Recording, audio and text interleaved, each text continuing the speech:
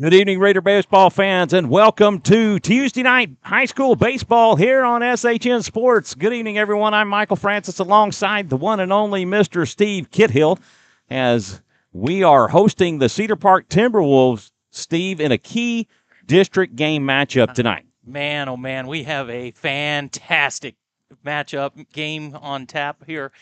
Beautiful weather. We had a bunch of rain here and everything, and and look at that. We have 4 umpires for this most important game. Interesting. That is just breaking news right there. You usually see 4 umpires Yeah, wow. in the playoff, not at the district you know what? game level, right? This is that is telling everybody that is an early indication that they want this game called correctly, and there are no more missed calls or anything like that. So, which of course, the game before where they played earlier, there was a, let's call it a controversial call. Yeah, well, we definitely rehashed that. Oh my! So many times, 4 umpires on the night, and what a game this is, and the implications that it has tonight. You have 4 teams, the top 4 teams in district are playing tonight, and they are playing against each other. Cedar Park is at Rouse, and Liberty Hill is at Georgetown. It's senior night in Georgetown for the Eagles as they host the Liberty Hill Panthers. If Liberty Hill drops a game tonight and we win out, we can clinch the district championship. Correct. With a win versus Marble Falls on Friday night. That is correct. We can win the outright championship that way. If we win both games and Liberty Hill wins both of their games, we clinch a district championship. It would just be a tie district championship. Both teams would receive a district championship trophy at that time. And all 4 teams are ranked in the top 25 in the state. Raiders being ranked 13th, and Cedar Park directly behind them at 14th. Yeah, you take a look at this. So 13, Leander Rouse plays 14 Cedar Park, and number 16 Liberty Hill plays number 18 Georgetown. You think this is a good district? It's a pretty sharp district, and man, and the reason why there's been so much sliding in the polls between these because these teams beat up on each other. They're just beating up, exactly. Both Rouse and Georgetown have been in the top 10. Rouse sitting atop the poll for several weeks. Georgetown came in last week at number 6 in the polls, and with a loss last week to the Rouse Raiders. To the Rouse Raiders, they ended up dropping. Yeah. Down low, but they're on a 3-game losing streak, Steve. They lost on Saturday to Cedar Ridge. Oh, that's right. They lost 7-5. At one point in the game, they led 3-0 going into the 5th inning. Yeah. Yep. There's very interesting, and you don't normally see that from a team that has so many seniors, and that's what Georgetown has. I believe they 13 to 15, maybe 15 seniors on that team. Right. So you don't normally see that a late season collapse, especially in the really big games, right? But and we'll see how they do tonight. They got to bounce back. It's a must win for the Eagles tonight, essentially, because they could be on the outside of this bubble looking in, because they have the hardest road to get to the playoffs right now in this district. They face Liberty Hill tonight, and they finish off Friday versus the Cedar Park Timberwolves. Correct. So they don't get any breaks whatsoever. Very tough games where Leander, who swept the season series with Georgetown, has Eastview and they have Glenn left, which those 2 teams are well out of the playoff race. Other games going on in the district tonight. Eastview is at Marble Falls, and Leander is at Glenn.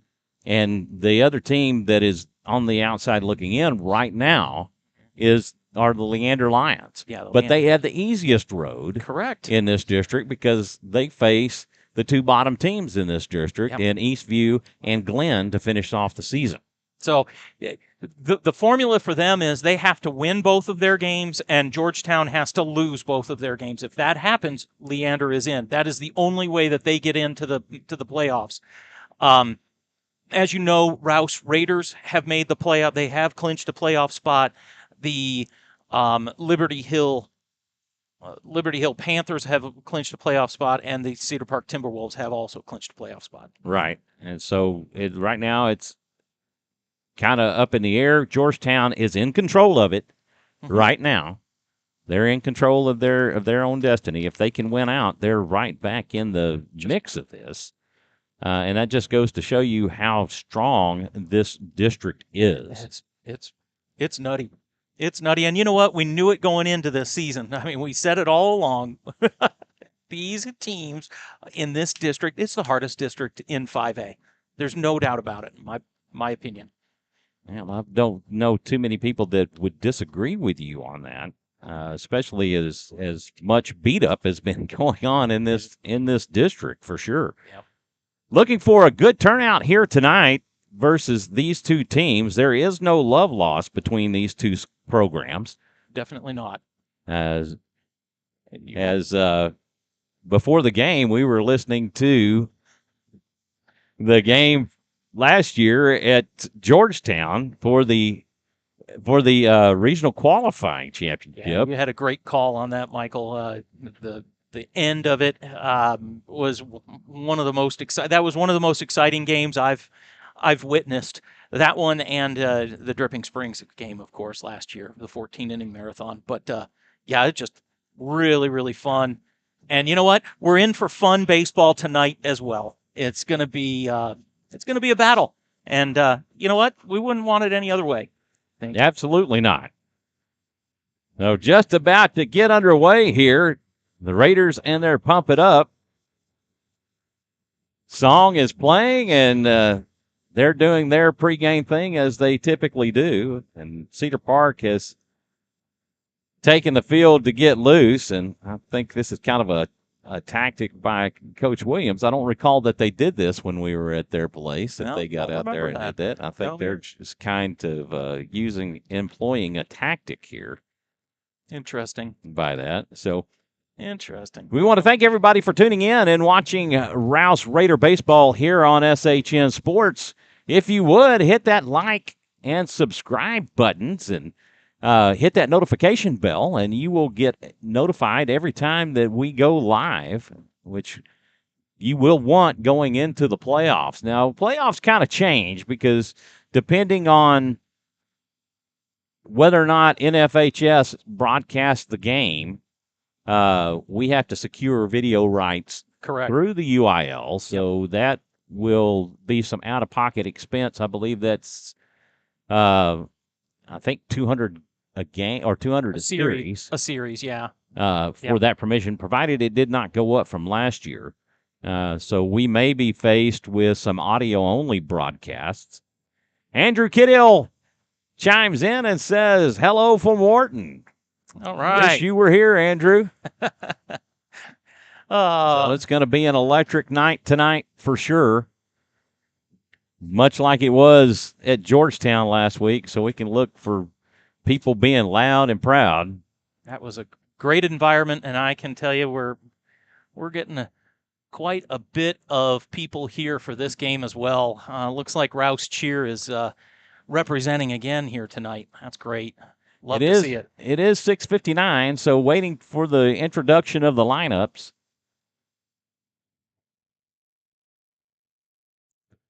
And they will begin to do those quickly. Do it all for you, Caspar. Yeah, that's right. On the PA tonight, keeping Game Changer. All right. Beautiful night here. Not a cloud in the sky. A slight breeze, probably right around, what do you think, about 70 degrees? I mean, this is just it's perfect baseball weather right here. What the doctor ordered. Not a lot of wind. It's blowing in from center field. So, and there's not a lot. So you're not going to see a lot of balls knocked down by the wind tonight. Lineups are being introduced, and we'll go ahead and go through ours. For the Cedar Park Timberwolves, leading off will be number 1, the starting pitcher for the Timberwolves tonight, Cade Davis. Batting second will be number 24, the shortstop, Julian Swift. Batting third will be the catcher, number 19, Louis Alonzo. Batting fourth will be number 25, Adam Vaughn, the third baseman. Batting fifth will be number 21, Christian Pickens, the center fielder. Batting sixth, number 26, Jackson Harvey, the first baseman. Batting seventh, number 22, Houston Molinaro in left field. Batting eighth will be number 5, Ethan Becker in right field. And rounding out the order will be number 15, Quint Mullen at second base. Mr. Mike Aleppa is in the house tonight. I can see him. Hopefully he'll come up and sit in the catbird seat here with us sometime tonight. I hope he will make his way. I think he's coming up right now. Well, awesome. Yep. For your Rouse Raiders, leading off will be the second baseman, number 9, Rainer Heinrich. Batting second will be the designated hitter, Blake Gonzalez. He will be hitting for the third baseman, number 10, Mikey Caputo. Batting third will be number 8, Oscar Salazar, the starting pitcher for the Raiders tonight. Number 22, Colby Diaz, will be at third base batting fourth. Batting fifth, number 7, Caden Kaspar in left field. Batting sixth, number 5, Carter Heinrich behind the plate. Batting seventh will be number 11, Colin Correjo in right field. Batting eighth will be number 10, Landon Miller, the center fielder. And rounding out the order for the Raiders, number 2, Joe Sparshoe at short.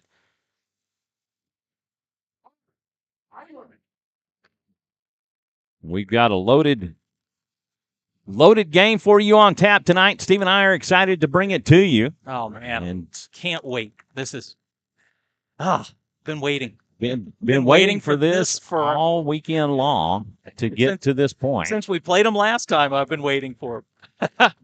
So, yeah, it's interesting. You know, we have the 4 umpires. You typically do not see that it's until the playoffs, for sure.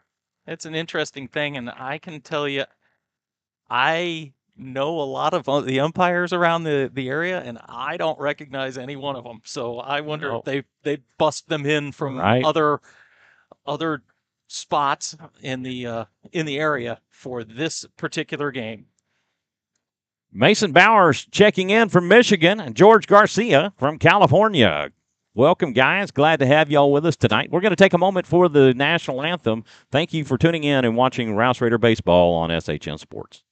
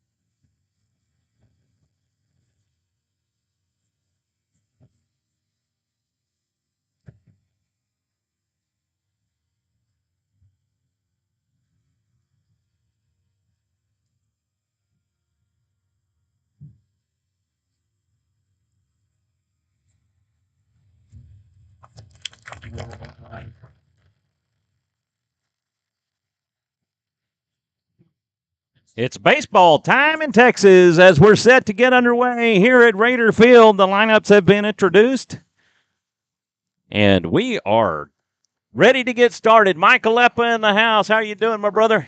Ready to roll. Ready to get this party started, huh? We are ready to get it started. Due up for the Cedar Park Timberwolves in the first, Cade Davis, Julian Swift, and Louis Alonzo. And we got some quality hitters right there. I was going to say, I can tell you, they are not giving us any breaks by this lineup right now. They are full of great hitters. that the Julian Swift, the number 2 hole hitter, he was all state last year.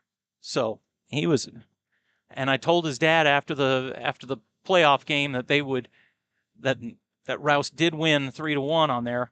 I told him, you know what? 2022 is the year for Julian Swift, and they are led by Julian Swift. Well, they definitely have some athletes on their team for sure, and you can't say enough about the top of the order for Coach Williams.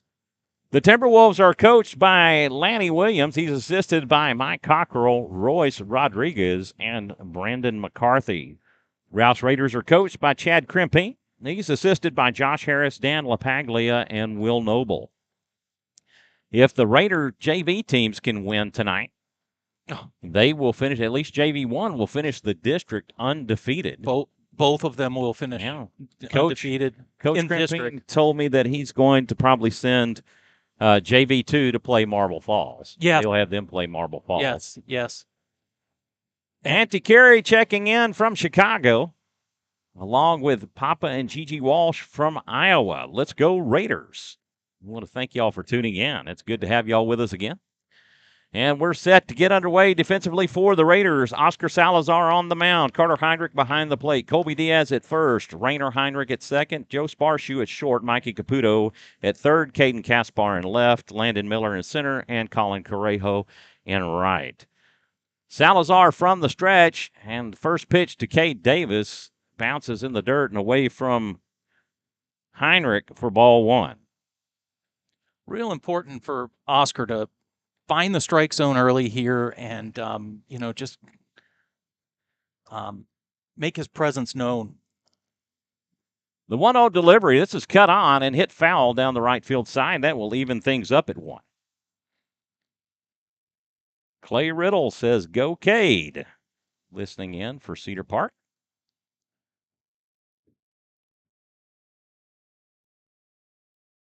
Cade Davis batting from the left side. The 1-1 pitch. That's high and outside for ball 2. 2 balls, 1 strike count for Davis. Julian Swift on deck. The 2-1 pitch. That's inside and low for ball 3.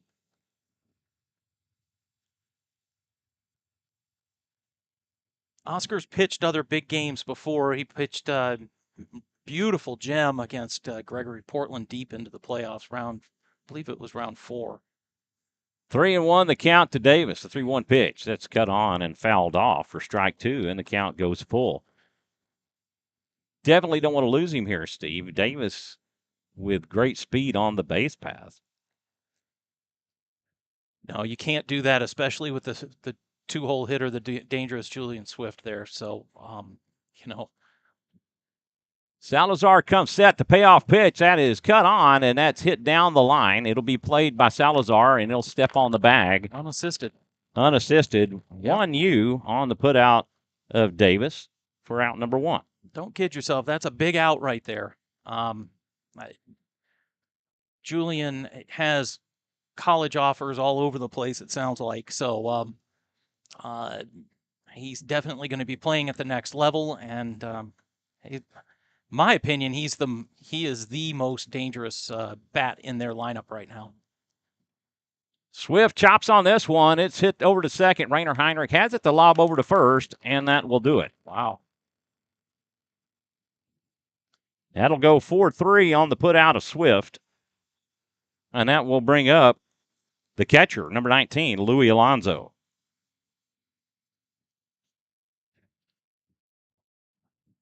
Alonso got ejected from the first time these two teams played as he ran over Salazar at first base and threw his elbow. First pitch down the middle for a strike.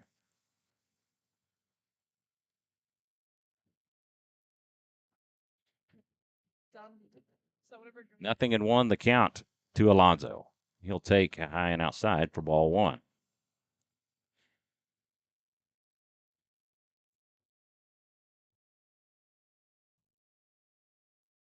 One and 1 the count. Salazar comes set, 1-1 pitch. Misses down and away for ball 2. That's a pretty good-looking pitch. Yep. The moaning and groaning is going to start for me. Yeah. 2-1 the count. Nobody on with 2 outs here in the top of the first. This is hit into left. This will be a base hit for Alonso. That'll bring up the third baseman, another dangerous hitter in Adam Vaughn. Yes, very, very dangerous hitter here. He's the Texas A&M Corpus Christi commit. Courtesy runner Brooks Dillman. Maybe signee. I think he's a signee there. So coming in to run for the catcher.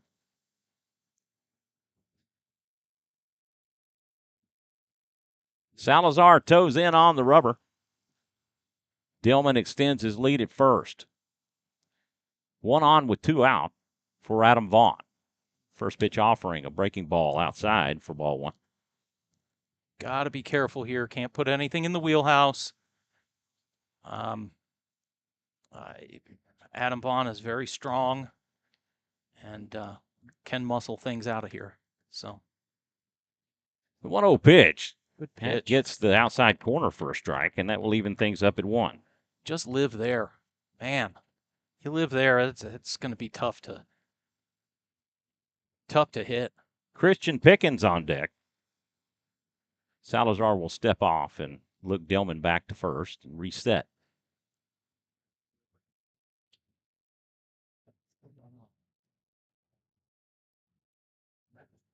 The 1-1 pitch. This is hit out to right. This could be trouble, and it just goes foul. That was foul by about 5 feet.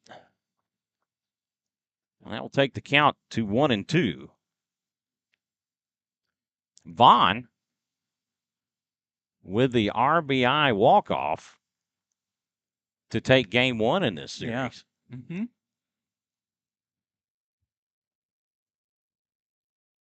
1-2 pitch, breaking ball stays high, and that will even things up at 2.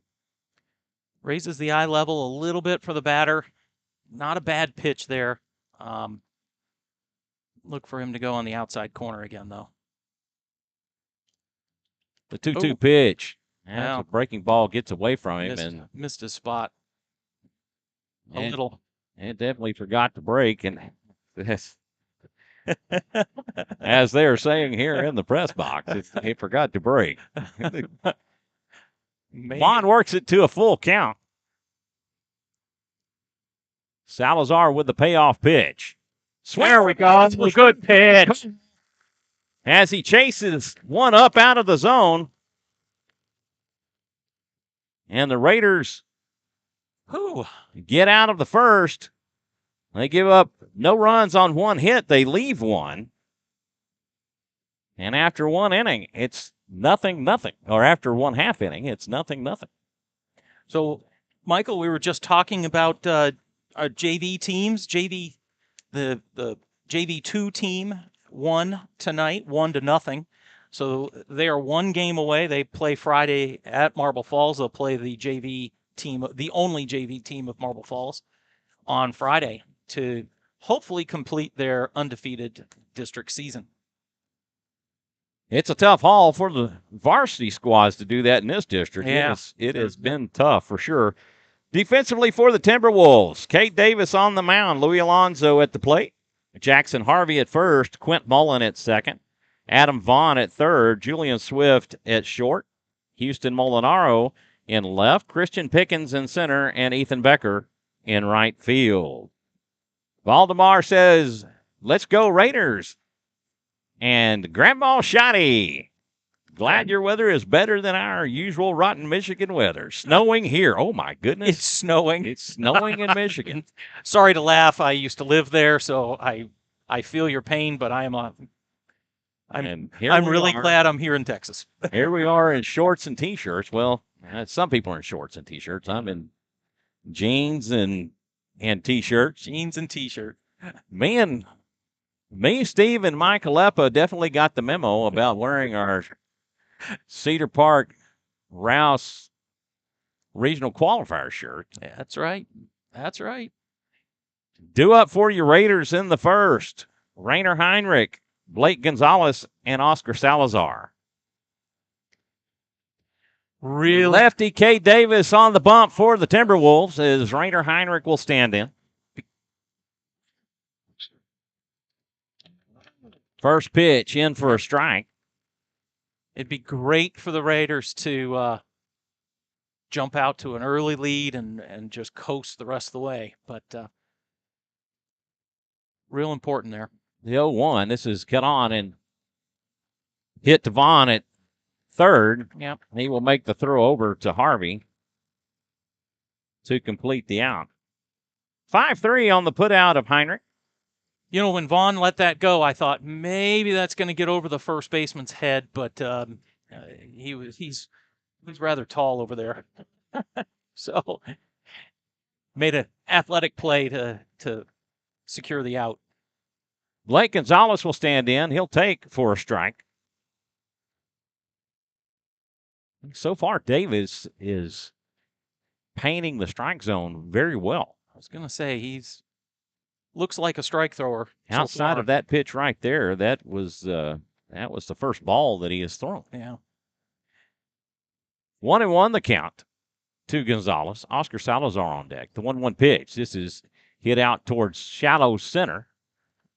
Christian Pickens underneath it will make the catch, and that will do it. Call that a typical can of corn. That was going to be caught right off the bat. That will bring up the pitcher, Oscar Salazar. Colby Diaz on deck.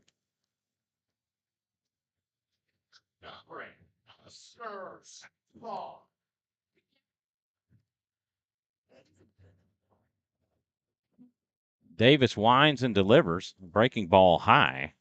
Goes to the backstop for ball one. That one looked like he just missed it slipped out of his hand or it came out like a watermelon seed or something. So, well, we saw that with Oscar Salazar with that pitch that forgot to break a while ago. Exactly. So there you go. The 1-0 pitch, a swing and a miss. For strike one, that'll even the count.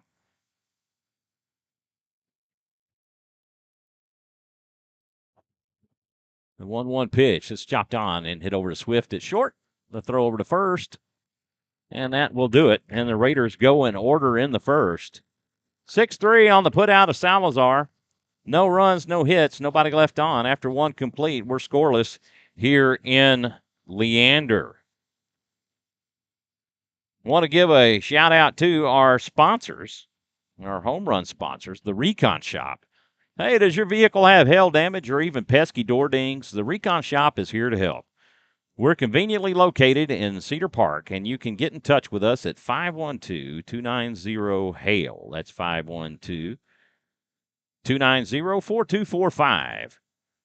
Check out our banner by the concession stand. We would love to walk you through the hail damage claim process or remove those pesky door dings. Restoring your vehicle's value. We are your local paintless dent repair specialist, and to learn more about our service, visit our website at thereconshop.com. Austin Summit Group Realty is proud to support Rouse Raider Baseball and their amazing group of boys and coaches. ASG has been in business for over 22 years and has been ranked in the top 10 by the Austin Business Journal year after year. If you need help with anything real estate related, please call Mike or Chrissy Caputo at 512-671-HOME. That's 512-671-4663. Thank you to our home run sponsors. Due up for the Timberwolves in the second, Pickens, Harvey, and Molinaro. Well, first inning in the books, no blood. We'll see what happens here from here on. But let's see. Oscar Salazar got out of that with 17 pitches, and Cade Davis got out of it with 8 pitches. Yeah, that's definitely not where you want to go right there. You got to make the pitcher work, but usually the Raiders kind of struggle with the lefty till they've gone through the lineup at least once, and then they start kind of getting in rhythm. Late inning is definitely where the offense has been this season so far. Christian Pickens will come to the plate. He will take for a ball. Quick score update. We have Georgetown on top of Liberty Hill 1-0, and that is in the bottom of the first. Of course, Georgetown is the home team in that contest. So we'll keep an eye on that just to watch it and see who wins that game. The 1-0 pitch to Pickens, that's fouled off for a strike, and that will even the count up at 1. Good high fastball with a little bit of action there. A little tailing action towards first base. It was a good pitch. Jackson Harvey on deck for the Timberwolves. The 1-1 pitch. This is hit foul down the left field side. That's a foul that might have been a little bit loud there, but it was foul from the moment it touched the bat. Probably 10 feet foul. 1-2 the count to Pickens.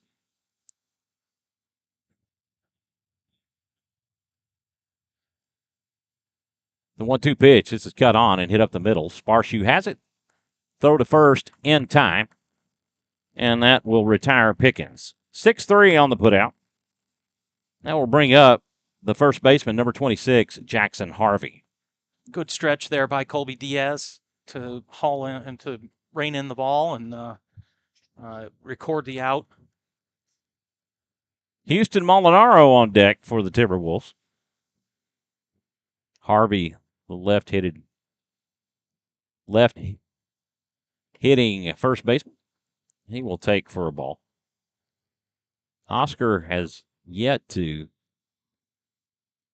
pitch a first pitch strike. I think that's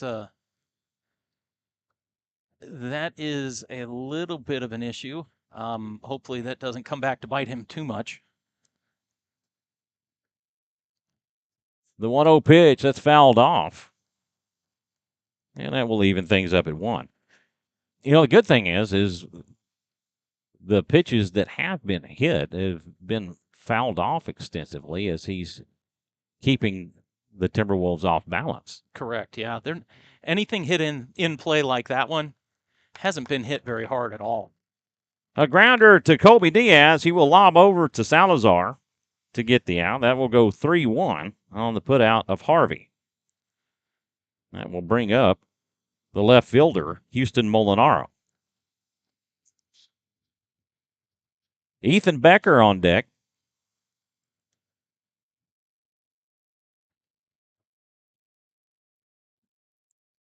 Salazar staying exclusively with the stretch. Pitch outside for ball 1.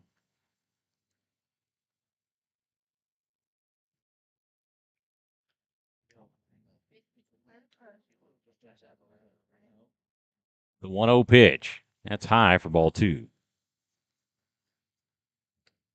Well, gotta hit the strike zone here. Got a great turnout here tonight. Oh yeah, definitely. So, both fan bases turning out pretty good. And we'll pick up as more people are getting off from work. 2-0 the count to Molinaro. This is hit foul down the right field side for strike 1.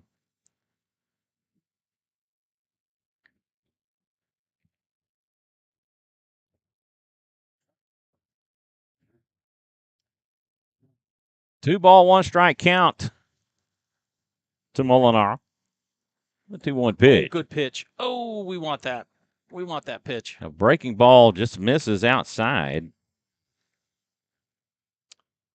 That was definitely a very close pitch. The 3-1, swing and a miss on a fastball down the middle.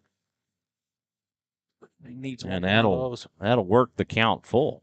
Really, honestly, he needs to throw one more of those. Just dominate it on the fastball, make him. Payoff pitch. There fastball catches him looking.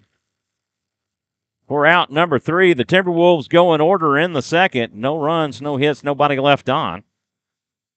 Great inning by 1.5. We're still scoreless at Raider Field. Great inning by Oscar Salazar there. A couple of ground outs and a strikeout. Perfect. Just what you need. And now we need the bats to come alive here in the second. Definitely do. Cade Davis with only 8 pitches in that first inning.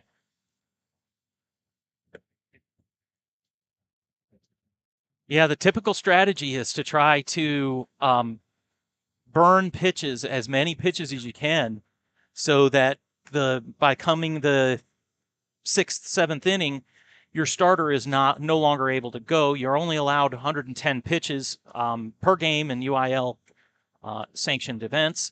So, it's very important to get someone up there that is going to get 6, 7, 8, 9, 10 pitches during their at bat.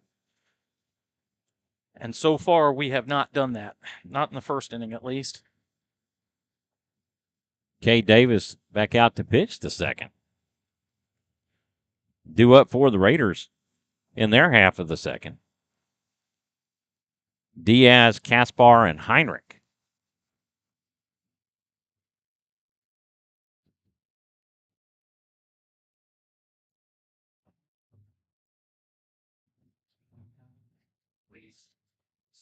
Rouse, number 22.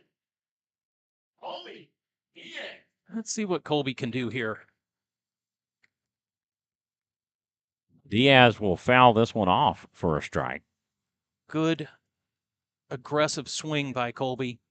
Not waiting for taking a strike or anything, just looking for his pitch. The 0-1, it misses down and away for a ball.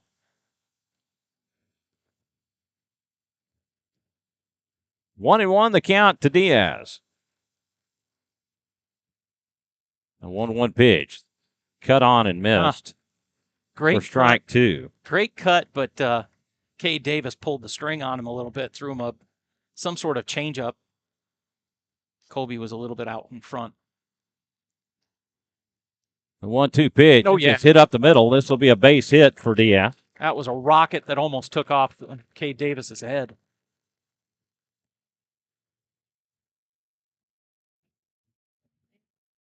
The laser show continues for Colby Diaz. And the Raiders had their first base runner of the evening. Caden Kaspar will come to the plate.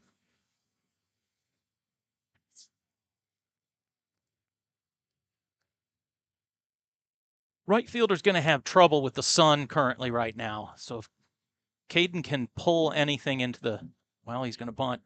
He will bunt it off and bunt it foul for a strike. Carter Heinrich on deck.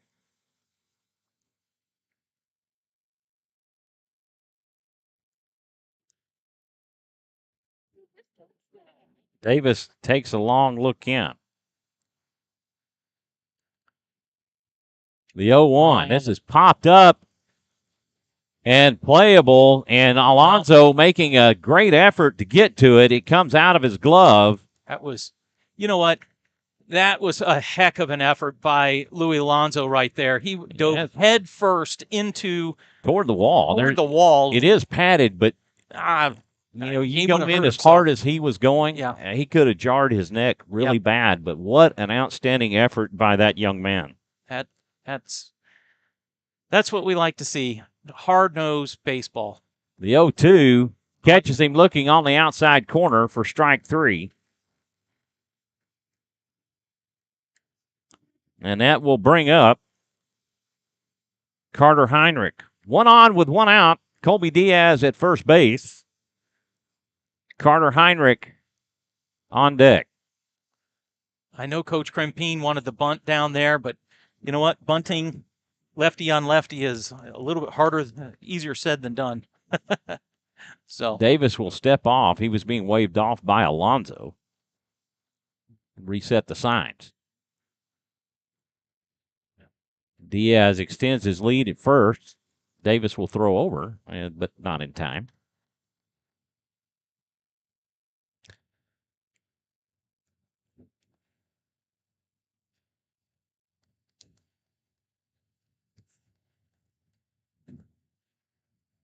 It's low. Pitch misses low for a ball.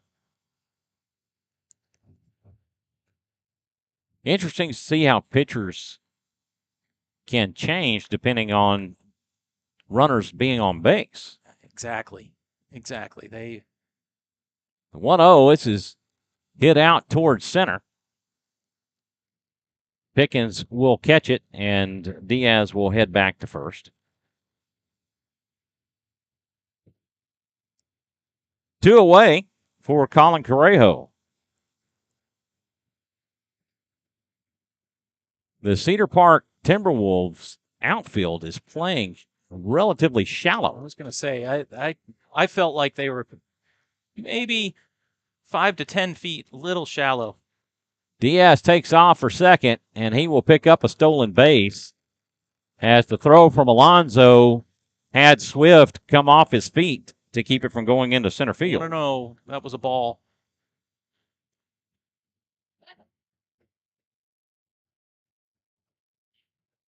Don't typically see Colby Diaz steal a base, but he successfully did there, and Correjo will take first strike.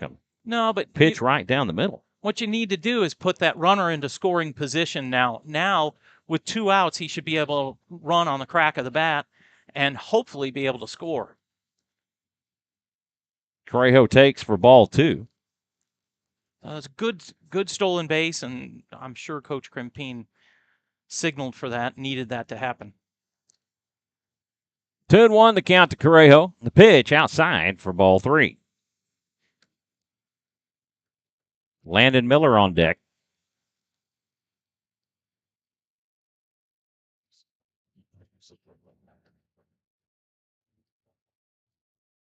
Davis comes set. The 3-1 pitch. That's outside for ball 4. Interesting. Correjo draws the walk, and that'll put 2 on. It was like for Landon Miller. It was like he wanted no part of Colin Correjo. Miller has definitely shown some power at times this season. Wow. Yeah. At Eastview. He hit a 3-run bomb. He hit a 3-run bomb that basically brought rain. That thing went way up in the air and just almost came down probably 50 feet from the fence. I mean, cleared the fence by a long way. No doubter. 2 on with 2 out for Landon Miller. Davis from the stretch. He'll look Diaz back to second. A pitch. This is on and hit into right field. This will drop for a base hit. Diaz will round third and headed to home, and he will score. And the Raiders take a 1-run lead off the bat of Landon Miller. RBI single to right with runners on the corners. And I know I keep saying this about all the hits, but that is just a wonderful piece of hitting right there. Going with the pitch, outside fastball, right to right field, right over the first baseman's head. Just a fantastic piece of hitting right there. Number 2, the shortstop, Little Shotty Sparshoe, will come to the plate, and he will hit this one sky high to left. Houston Molinaro will camp underneath it and make the catch, but the Raiders put a run on board.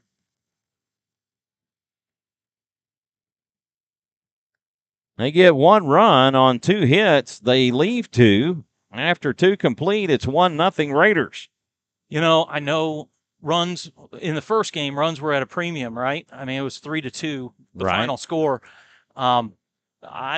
You kind of got that same feeling. The runs are going to be at a premium tonight. And we're not going to have a football score of 14-10 or something like that. Right. Which Cedar Park has been involved in this season. They have given up a lot of runs in some games. And most of those runs, Steve, come against the lower teams of the district. Yeah. Yeah. Amazing to see that. But I mean, like, was it Glenn? They put up 12. Yeah, they won 12-10 on a walk-off. Yeah. And bombed by A.J. Click. Yep. And earlier in the season, they beat Marble Falls on, I believe, a walk-off 11-10. 11-10, yeah. So a lot of runs have been scored on the Cedar Park Timberwolves, but I don't get the feeling right now watching this game. It looks like the pitchers are going to dominate tonight. Right. It's one thing. They haven't been blown out by the top teams of the district. Correct. So the other thing that is a factor right now, I will tell you, is the long shadows on the field. The pitchers are pitching right through it, and the ball does get hidden just a touch on there. So, maybe when the sun goes down and the lights take effect, maybe that will change. And honestly, that might be one of the reasons why the Raiders have been good in the later innings as well. Due up for the Timberwolves in the third, Becker, Mullen, and Davis. Ethan Becker will dig in from the right side, facing Salazar for the first time tonight. Salazar will deal low for ball one. He's kind of like the umpire we had the other night, Steve. He doesn't really call the low. Yeah, that was an over the plate low. That's low. That's definitely low. For ball two. 2-0.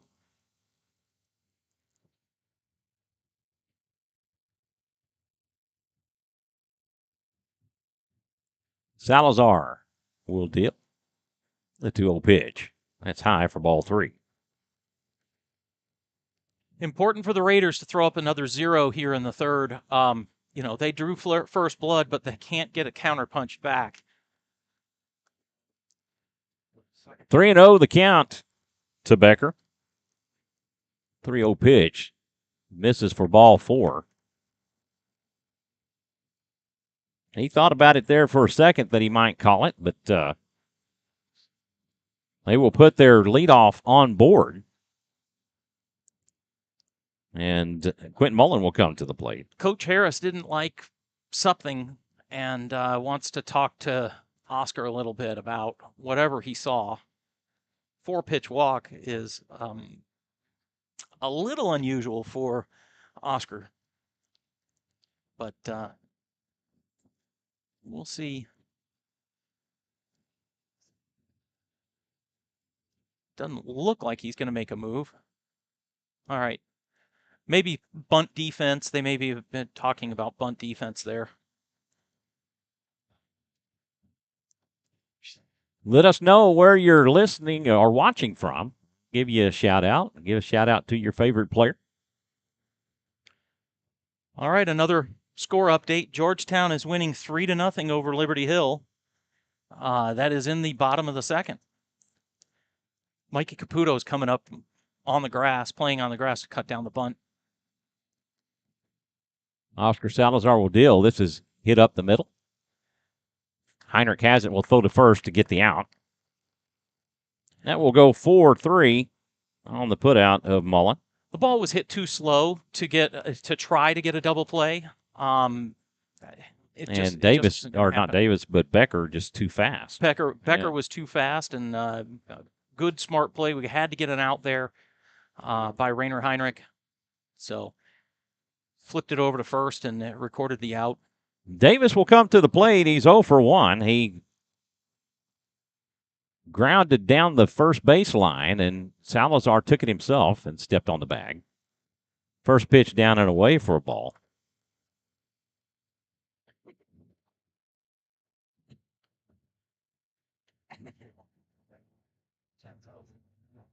1-0 the count.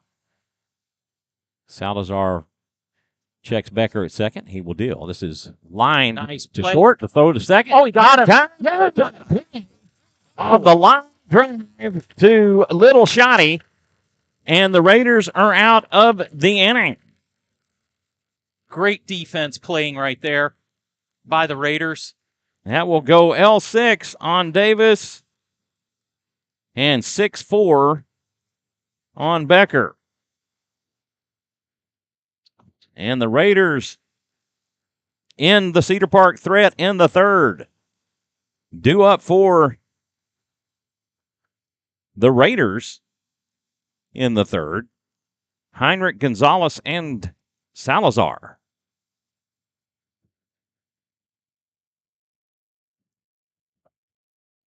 What a great play Oh, man. by Joe That Sparshoe. That was just what the doctor ordered. And man, oh, man. Ethan Becker just too far off the bag to Yeah. get back in time. And Rainer Heinrich speedy himself. I mean, that young man is extremely fast. Yeah,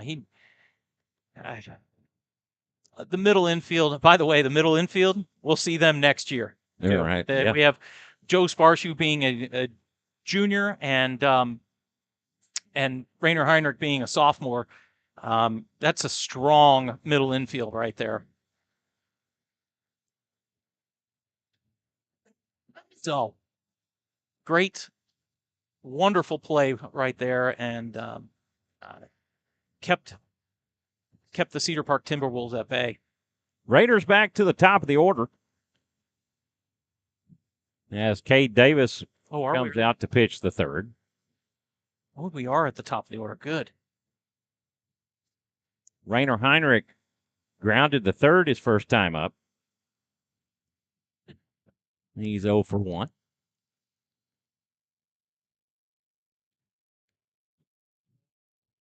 Blake Gonzalez on deck.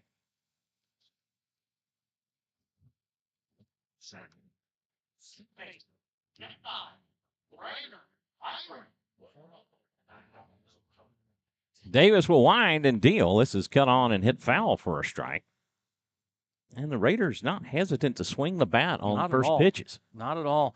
Well, I think the scouting report on Davis is that he's a strike thrower, and I bet very few walks are issued by him. The 0-1, this is hit out toward left. Molinaro gets to it in time, and that will retire Heinrich for out number 1.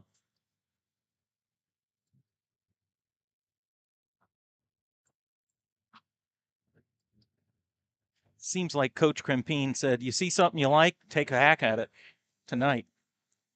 We're not going to wait around for a walk or wait around for 2 strikes. Gonzo will stand in. He'll take for a strike. Another first pitch strike. Man. 0-1, the count to Gonzalez. The 0-1 pitch. Swing and a miss for strike 2. There's that pitch again where I think he's pulling the string and just throwing it a little off speed. It maybe a straight changeup or whatever, but it's coming out of his hand. It looks like a fastball, but it's coming out probably another 7 miles an hour slower. The 0-2 pitch. That was inside, but not by much. That was a pretty good looking pitch. Mm-hmm. 1-2 the count. Oscar Salazar on deck. The 1-2 pitch. This is hit out toward center. Pickens takes 2 steps over, makes the catch, and that will retire Gonzalez. He has flown out twice to Pickens. Raiders need to get the ball on ground. That will bring up the young sophomore, Oscar Salazar. Easy for you to say. Yeah, time. You get one. Yeah, the crowd is hard here today. Yeah, I don't know about the crowd, but I will say my broadcast partner is definitely going to let me. He keeps me honest, folks. That pitch fouled off for strike 1, and Davis with a minimal amount of pitches so far in this inning. This is fair ball. Fair down the third baseline. Yeah, they just called it foul. That looked like it went over the bag. It bounced in fair territory ahead of the bag and bounced over, but the umpire's standing right there. I mean, he's seeing it better than we are. He's way, way closer, and I just have to take his word for it. Oh, I definitely, I'm definitely gonna defer to him. That was like my less opinion than an matters, inch, right? Well, less than an inch foul there, real close. The 0-2 pitch that misses low for a ball.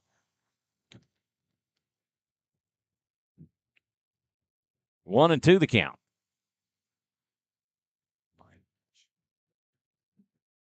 1-2 pitch. Oh, check swing. He held up for ball 2. And that will even things up at 2. Deuces wild for Oscar Salazar. Colby Diaz on deck.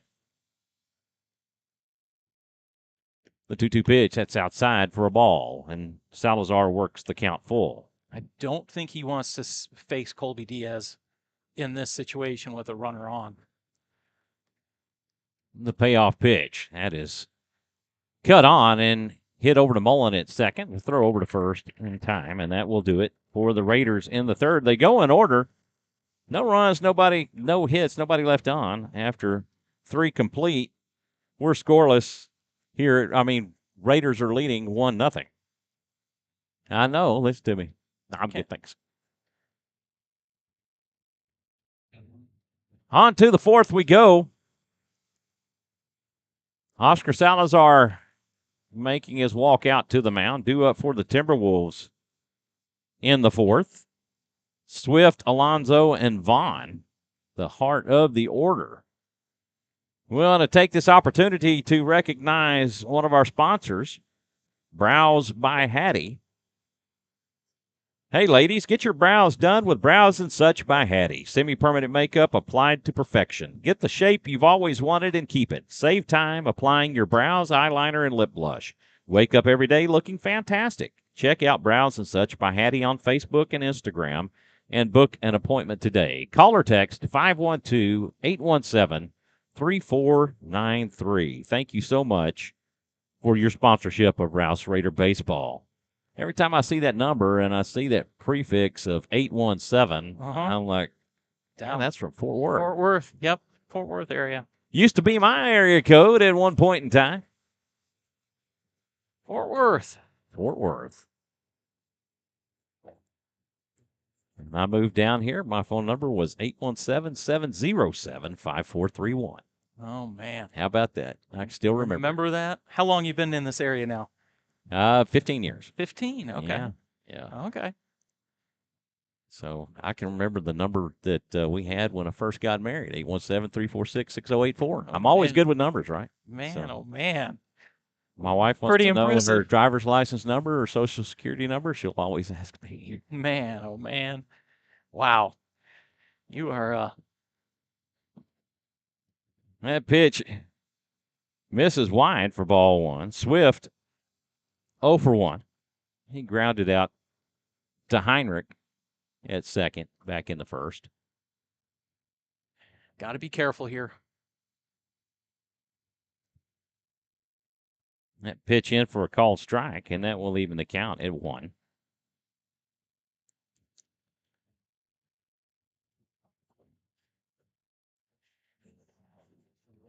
That is chopped on and played by Caputo at third. He will plant and throw to first in time, and that will retire Swift for the first out. 5-3 on the put out of Swift. Big out there. Tell you what, we can continue to keep him quiet. That's going to help us win this game. I mean, Louis Alonso will come to the plate. He singled his first time up. He will take a breaking ball for a ball. Yeah, just didn't break enough for the umpire's liking. Just a little high. Just a touch high on that. 1-0, breaking ball. That one in there. Now that one, strike. That one definitely went in there and got it. That's one of those where coach said, I told you to throw a curveball. Yep. Throw a curveball. And he goes right back with it. 1-1 pitch. That is chopped on and hit up the middle. Sparshoe has the throw to first. And that will do it to retire Alonso. 6-3 on the put out of Alonso. And that will bring up Adam Vaughn. Vaughn struck out his first time up. He's 0 for 1. It's another dangerous hitter in their lineup that they just need to be very careful with. Looks like he might be crowding the plate just a touch. Salazar will deal high for ball one. Both pitchers doing a good job of keeping hitters off balance, and absolutely hitters are essentially hitting it to positions, not having to move a whole lot.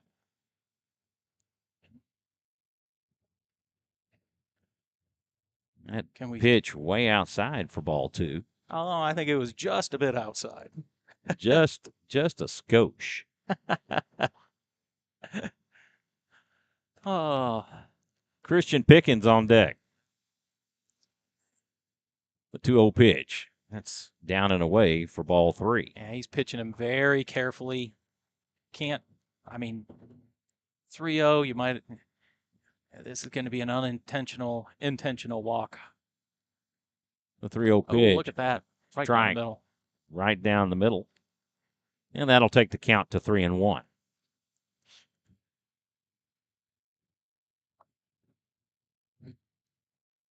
The 3-1 pitch. That's fouled off, and that will work it full. Oscar coming back. Let's see if he can come all the way back from 3-0. So we actually do have some news, and we'll share that with y'all here at the middle of the inning. The payoff pitch. This is cut on and played by Caputo at third to throw to first in time, and that will do it. 5-3 on the put out of Vaughn as Caputo gets a little bit of work in over at third. No runs, no hits. They go in order in the fourth. On to the bottom we go. It's 1-0 Rouse Raiders. Thank you for watching Rouse Raider Baseball on SHN Sports. So anyway, the news that I have, I've been in conversations with Coach Crimpane, and he has asked me to reach out to Rob Hipp with SHN. Okay. About getting a couple more cameras, some wireless equipment, and setting up different camera positions. That'd be nice. Yep. So that we're not just seeing what's behind the net right here. Yep. Probably looking at getting something on the first and third base sides. Yep. And possibly even one out in the outfield. That's great. In center field looking in. That would be great to get the center field camera view.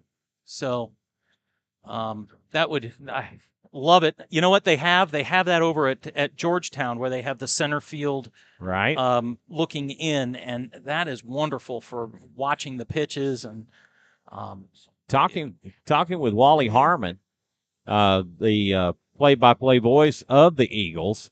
He said he told me that they get a lot of compliments about that particular camera angle. Yep, I like that. And you know what they did? They just put some scaffolding up there, right? And a tripod and the camera, and it's all good. Everything works wirelessly now, I guess. But due up for the Raiders in the fourth, Colby Diaz, Caden Kaspar, and Carter Heinrich. It may need another sponsor. We may need another home run sponsor if that to get that happening. First pitch offering, a breaking ball in for a strike. Doesn't have a whole lot of break on it, but enough to get the outside corner. The 0-1, it's in the dirt for ball 1, and that will even the count at 1. Jake Alepa in the house. How are you doing, Jake? What's up? Doing good. Great to have you. Swing and a miss for strike 2. Good aggressive swing again by Colby Diaz. He's going after him. He's trying to hit the ball real hard somewhere. 1-2. The count. A breaking ball misses high for ball 2. Yeah.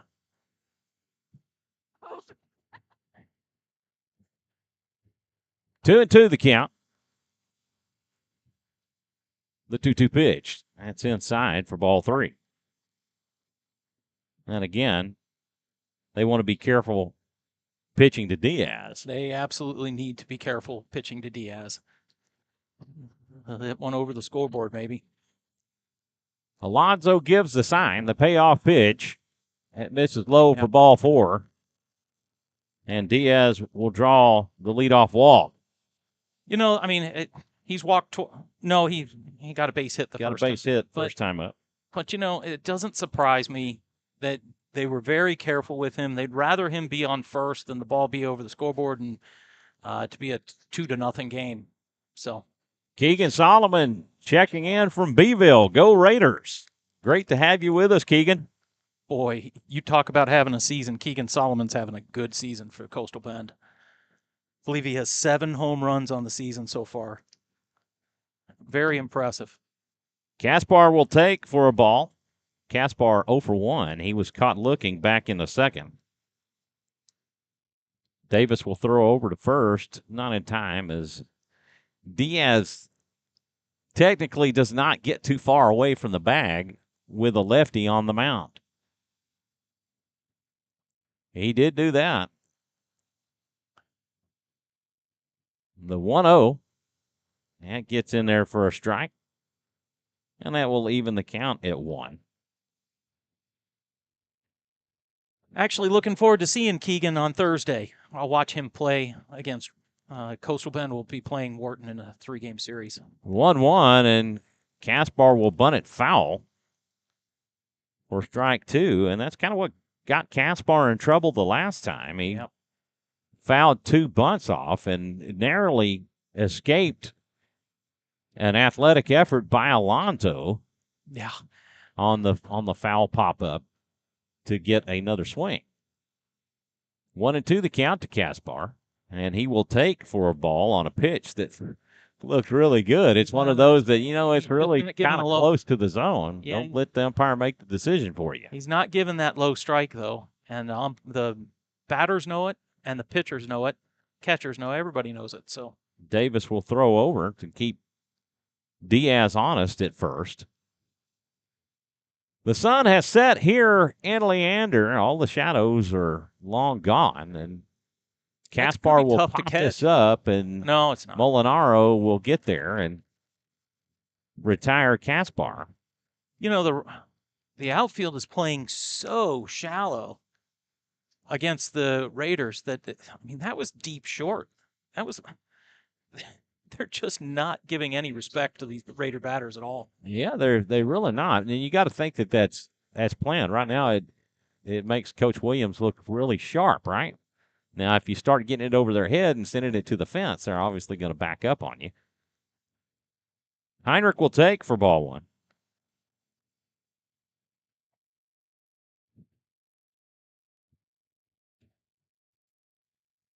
Diaz extends his lead at first, and Davis will throw over again. Diaz has stolen a base, and I may or may not have heard somebody say that he needed to unhitch the wagon, but he did pick up the stolen base. I can't believe you said that. Oh, goodness gracious. Well, no slight.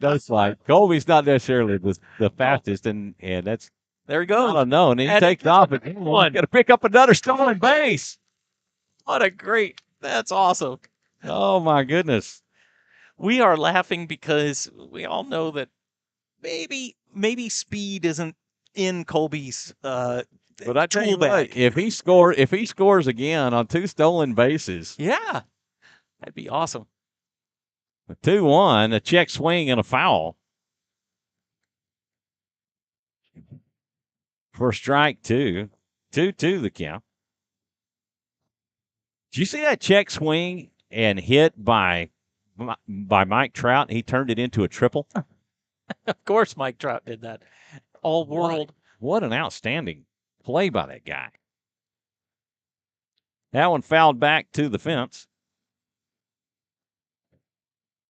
And the guy he's so big. He's so big, but you know what? Have you seen him in person? Fast. His legs are like Earl Campbell huge. Tree trunks. The 2-2 pitch, breaking ball. This is hit up the middle. Whip has it, and he is going to hold it. There you go. To keep Diaz at second. And that will be a base hit for Carter Heinrich. And look for the speedy Sammy Walsh. There he is.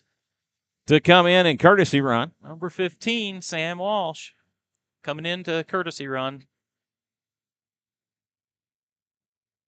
So I'm not sure they're writing him down. Usually the courtesy runner doesn't check in, right? I don't know what the rule is on that.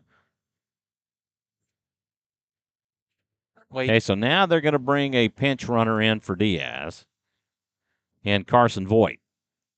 And I don't know if Coach Krempine wants. He can put either one on either way. Okay, he's going to put Carson Voigt on second. Well, in essence, he's burning Carson Voigt. He's burning because Carson he won't Voigt. be able to come back in. Right. Unless he comes out and plays first. And they're not going to take Diaz out of the lineup. That just is not going to happen. They could, but it's just not going to happen. George Garcia chiming in. That incendiary speed runs in the family. Hey, buddy, it runs in mine too. I'll tell you that. I was fast enough to be in what was called at the time the Fat Man's Relay back in high school. So not that I was, but I was just a little bit heavy. Cade Davis. Outstanding play by Cade Davis there, with laying out. The athletic play to catch the pop-up on the bunt by Colin Correjo. Raiders have got to get those bunts down. There's been 3 or 4 times where we've tried to bunt and been unsuccessful. That is going to be a big thing in the starting in the playoffs, to get your bunts down. That will bring up Landon Miller. Miller with the RBI single to right back in the second. And he will foul this one off for a strike. As Correjo pops up on the first pitch offering from Davis. Oh, we have 2 outs. Yeah, I have 2 outs. I can't help the scoreboard operator. Error on. You got to talk to that guy. I think he needs to dock his pay. That pitch misses down and in for ball 1. In fact, you need to upchuck that that dog and that pizza roll that you just had. At least one of them. 1-1, that's inside for ball 2. Talking to Michael Leppa, he's running the scoreboard. Always great to have Mike in the booth with us. He's brings a lot of comedic relief. 2-1, that's fouled off for strike 2. Wow, mammoth cut. cut. Even the count. Mammoth cut by Landon Miller right there. I mean, pulled his head out a little bit. I mean, just let rip. Joe Sparshoe on deck. Davis will check Voigt back at second. This is chopped on and hit down to third. The throw from Vaughn in time. Yep. As he just gets there. And that will go 5-3 on the putout of I think Coach Krempine is asking Miller. Asking for a little bit of a review here. He kind of dropped the ball or he came off the bag, one of the two. And so he's going to ask for help if the first base umpire would ask for help here. And it's completely up to that umpire to ask for the home plate umpire's help. If he does, then okay. And look at this. He's going to ask for help. We'll see. We'll see what they do. Rarely do they reverse it, but you know what? They don't want to get it wrong here. What did you see? I didn't see it. Okay, well, he's out. But you're like, hey, I got a reservation at Applebee's. Oh, wait, we don't have to have a reservation. We just walk in. Oh, we're going to BJ's Brew House. And they rule him out. So the Raiders get no runs on 1 hit. They leave 2, and after 4 complete, it's 1-0 Rouse. On to the 5th we go. Due up for the Timberwolves in the 5th. Pickens, Harvey, and Molinaro. What inning is that in? Your 3rd? So looks like Glenn is beating Leander right now, which would clinch a spot for Georgetown. The score is 2-0 in the bottom of the 3rd. So looks like Leander has their hands full right now. Oscar Salazar back out to pitch the 5th for the Raiders. Do a little pitch check on him. Oscar Salazar is at 49 pitches. He's thrown 26 strikes. And Cade Davis has thrown 59 pitches through 4 innings with 37 strikes. So definitely that double play helped the pitch count for Oscar Salazar. Scoring update: Liberty Hill has closed the Georgetown lead to 1. It's 3-2 Liberty Hill. What inning is that in? Or Georgetown. It's in the fourth inning. Fourth inning. Okay.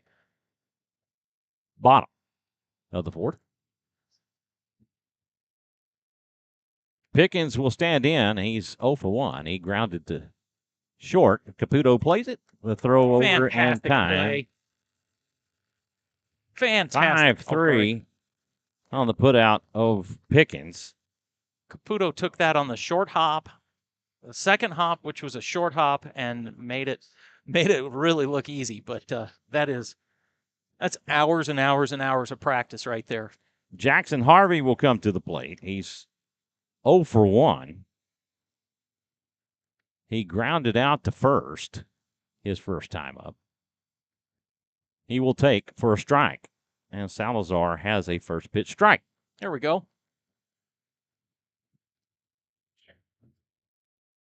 Houston Molinaro on deck.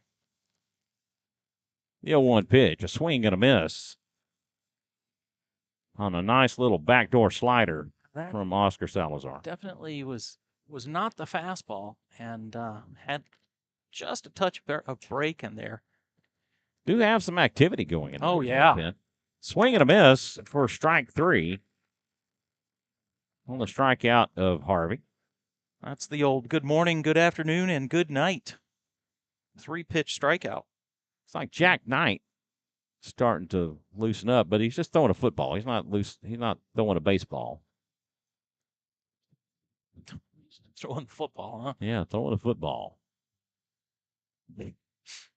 Molinaro caught looking his first time up. Swing and a foul tip for strike 1. Yeah, now Oscar's going right after him. He's kind of feeling it. The 0-1 misses low, and that will even the count at 1. Great crowd here tonight.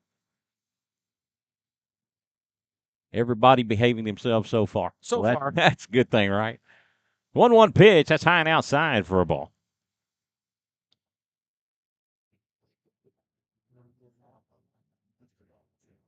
2 ball, 1 strike count.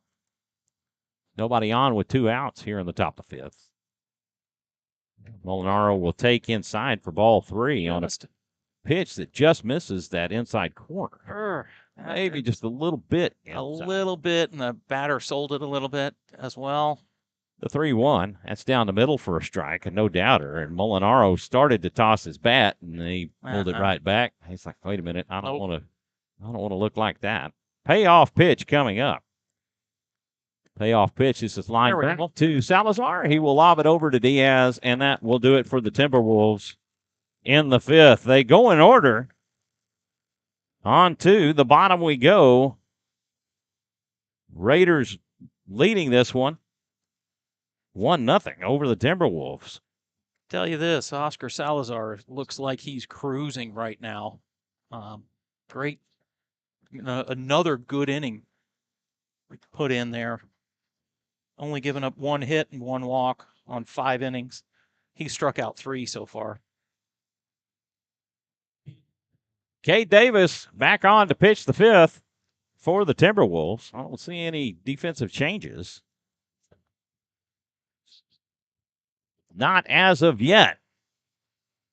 Yeah, I don't see any. Due up for the Raiders in their half of the 5th. Sparshu, Heinrich, and Gonzalez.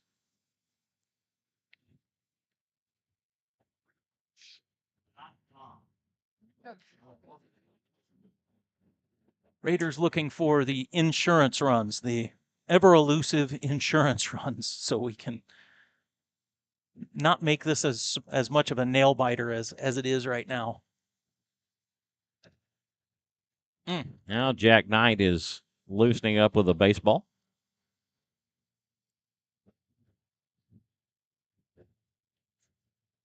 So Oscar Salazar through 5 innings has 59 pitches. He's got plenty in reserve to hit that 110. He can pitch the 7 innings, that's for sure.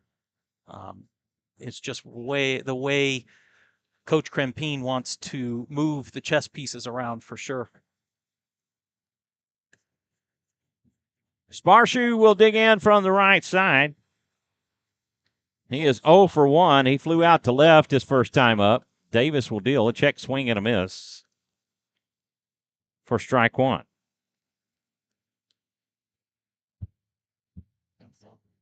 Rainer Heinrich on deck. 1 pitch. That's down and in for ball 1. That will even things up.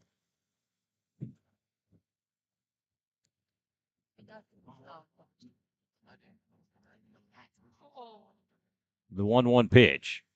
That misses in for ball 2. And just not going to give that pitch.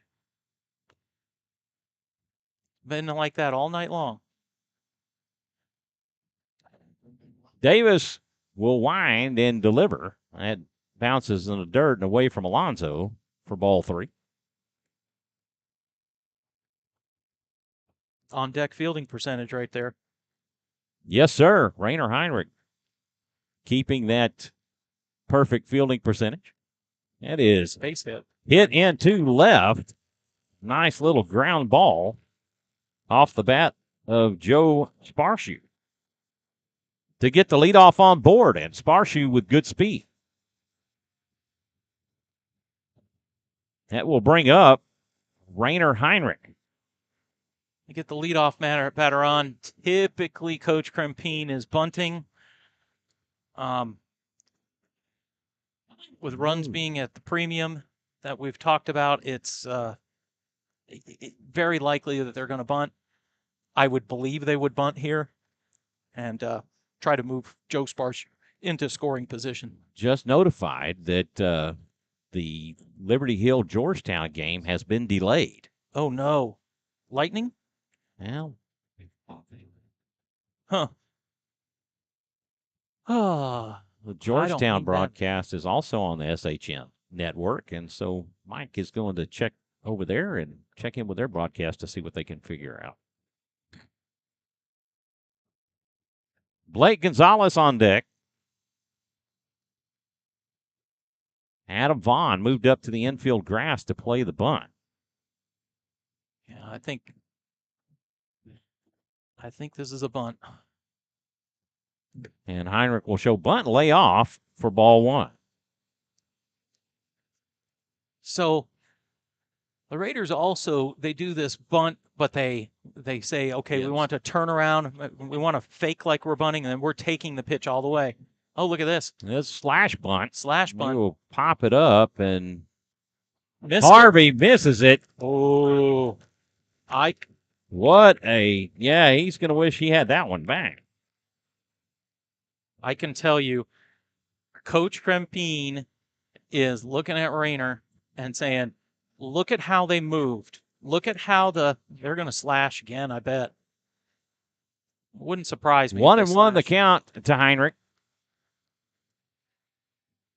And he will show bunt. He will foul it off again. Darn it. For strike 2. 2-2. Coach, did he just say 2-2? It should be 1-2. 1-2? Yep.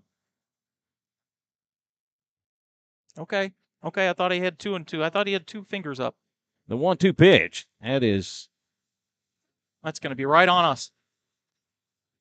Hit overhead, and he goes foul and out of play. And the count remains 1-2. I was waiting for that big boom to hit our... Jonathan Kaspar up here killing fly. Add that to his resume. The 1-2, that's inside for a ball. He was trying to sell it.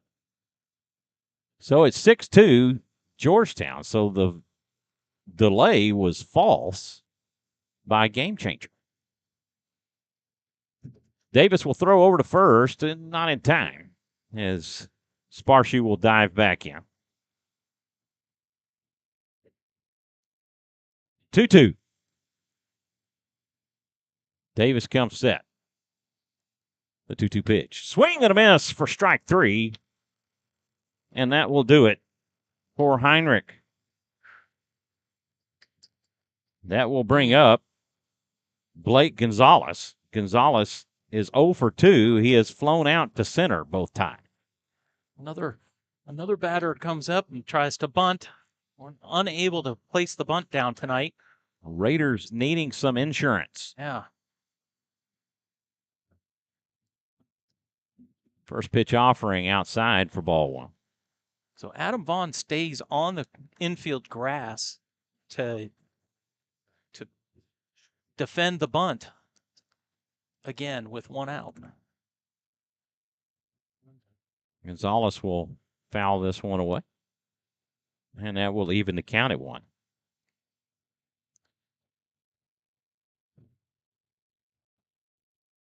Infield is playing Blake Gonzalez to go the other way, go to right field. Throw over will not be in time.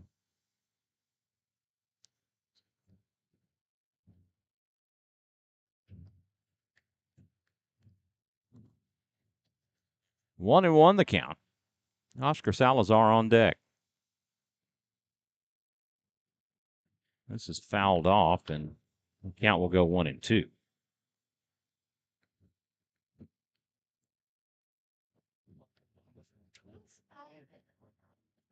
The 1-2 pitch. This is lined down to Vaughn at third. The throw goes wide, and it goes all the way down the field. Goes down the field.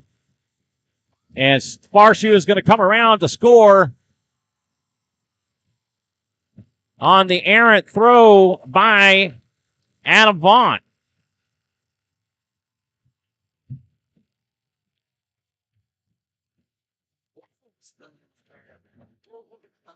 So the error it'll go E5. It is not a base hit for Gonzalez. And then the run scores on the error.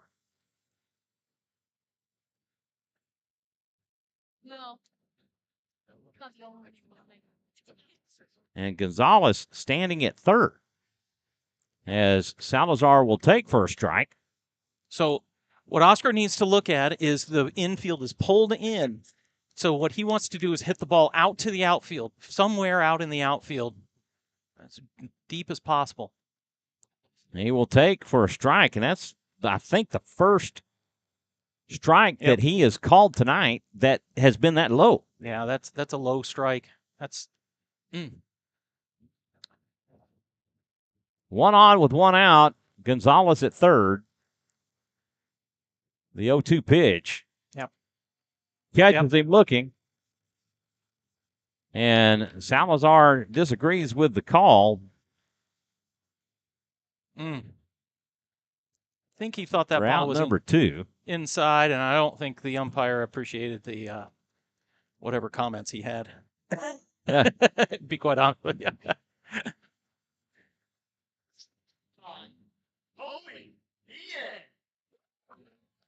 Well, at least he didn't say something. Hey, are you kin to Hernandez? Yeah. Angel Hernandez, my favorite. Hernandez. My favorite, man. And at least he didn't explode like Kyle Schwarber. Right. Diaz will take for a ball. Jonathan Kaspar is upset about the He definitely is. Not sure if you're catching all that on our audio. Caden Kaspar on deck.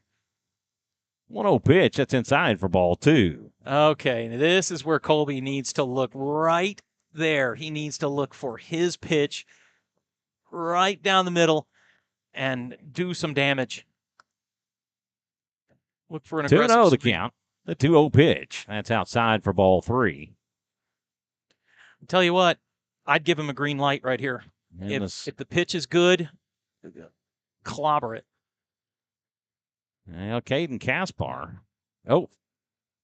What happened? He tripped over the catcher's legs, and that's solely on the umpire, as the way Wow. Alonso was stretched out. He just wasn't looking.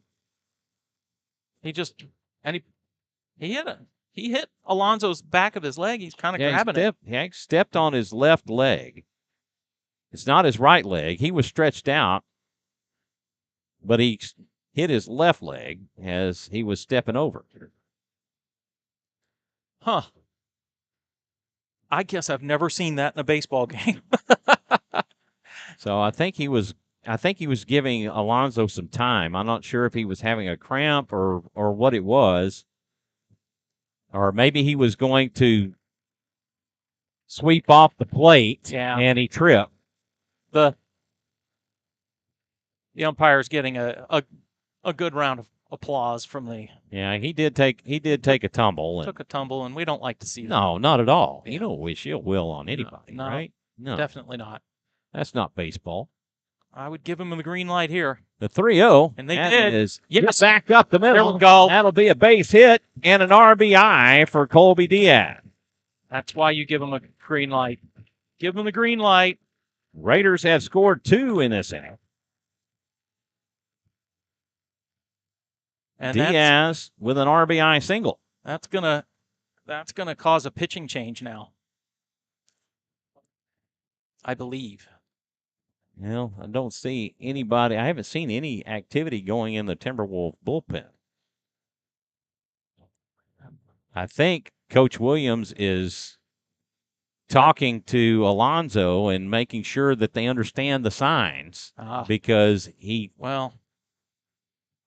Davis gave a pitch that he didn't obviously call. No, he's upset. I can tell you, he's upset that they gave anything to hit for Colby Diaz. I mean, obviously, Colby can go second, next level talent sort of thing, and they gave him a pitch, and we all were talking. It needs to be green light for Colby, and sure enough, it was.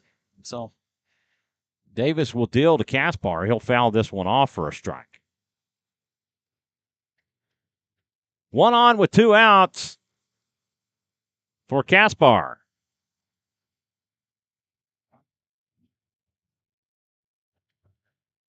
The 0-1, this is hit back up the middle. Swift will play it himself, and he'll step on the bag to get the force and end the inning. He was quick with those hands as it came out of his glove and was able to play it well to get the out. Unassisted. That will go 6U on the put out of Diaz to end the inning. Big insurance run scored there by the Raiders. So looks like go ahead. That will get 2 runs on 2 hits, and they leave none. After 5, it's 3-0 Rouse. So we have a quick score update. It looks like Leander has taken the lead over Glenn. 3-2 in the top of the 4th. Yeah. So Georgetown, that game is if Georgetown wins, that does eliminate Leander, though. 6-2 in the top of the 5th. Georgetown leading that one. And we're going into the 6th here at Raider Field. Rouse leading this one 3-0. Oscar Salazar back on to pitch the 6th. He's been solid tonight. He's been rock solid. 1 hit. Looks like he's given up 1 hit and 1 walk with 3 strikeouts. 59 pitches, 33 strikes. Fantastic outing so far. Due up for the Timberwolves in the 6th. The 8-9-1 hitters, Ethan Becker, Quint Mullen, and Cade Davis.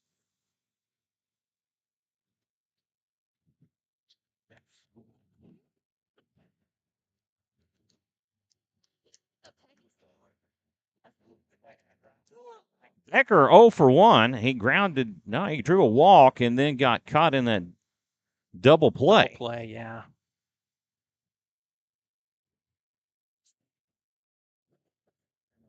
The first pitch from Salazar. He gets the outside corner for a strike. And it looks like Salazar has dialed in, Steve. Just live out there, man. That's a hard pitch to hit. The 0-1, Oh. a swing and a miss Beauty. on a nice slider.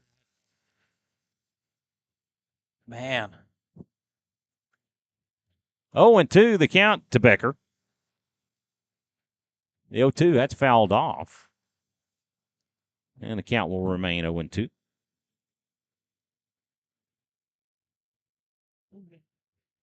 Be with us again this Friday as the Raiders travel to Marble Falls.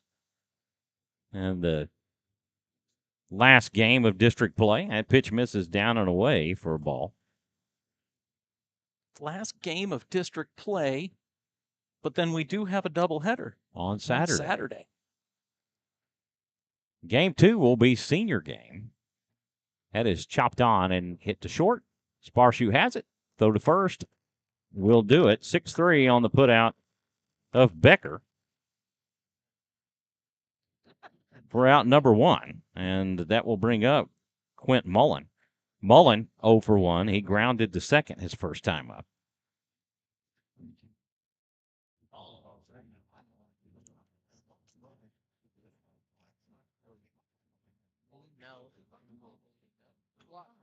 Now, there's a story behind this young man, if I remember correctly, right? With his name Quint. Was it you that was telling me that? I don't. Is it? Or maybe it was is he the fifth? Jonathan. I can't remember.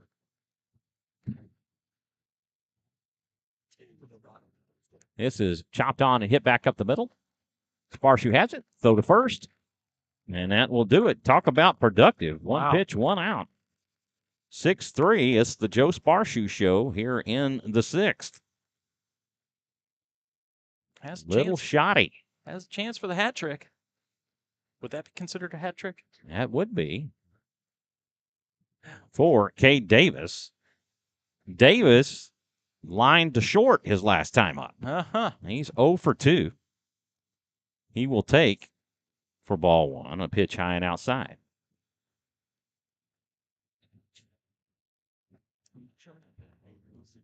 One and 0 the count. 1-0 pitch. A changeup in for that was a strike. Right down the middle. Little off-speed mustard. I would call that a little Dijon.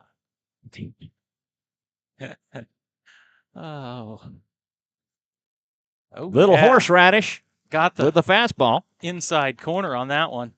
And the count goes 1-2. Nobody on with 2 outs here in the top of the 6th. The Raiders leading 3-0 over the Timberwolves. The 1-2 pitch, a breaking ball. This is hit into left. This will drop for a base hit. Yep. Great piece of hitting there by Cade Davis. Just went the other way with it, dumped it over the third baseman's head, and now he's on, and we have a courtesy runner. Courtesy runner, Carter Vole will run for the pitcher. And that will bring up Julian Swift. Swift is 0 for 2. He is grounded to second and third, respectively. Got to be very careful here.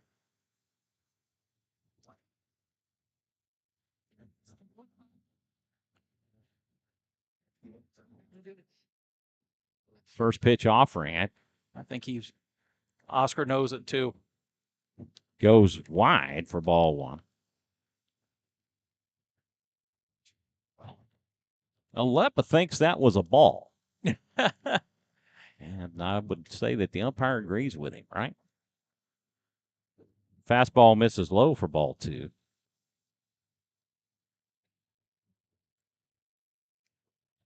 Louis Alonso on deck.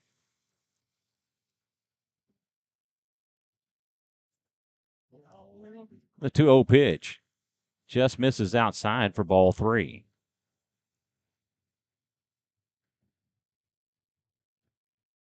Do have activity going in the Raider bullpen. Strike on the outside corner. As he had take all the way. It looks like Jack Knight. You really have to take all the way being down 3-0. Pitch down and away for ball 4, and Swift draws the walk. because that's what you're looking for right there. Put the tying run on to the plate. That will bring up Louis Alonso. Alonso is 1 for 2. He singled back in the first and grounded to short his last time up. Raiders need 1 to get out of the inning.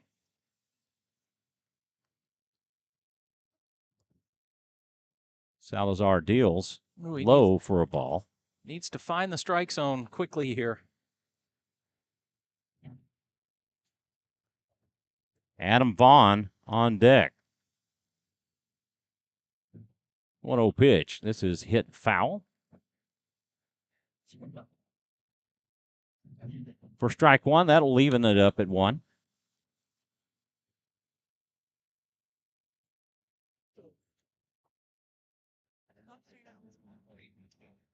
Looks like they're going to pinch run for Julian Swift. Austin Garcia will come in to run. That's going to also be a pinch runner. They're burning Austin Garcia, and then Julian Swift will come right back in the ball game. Can do that once per player.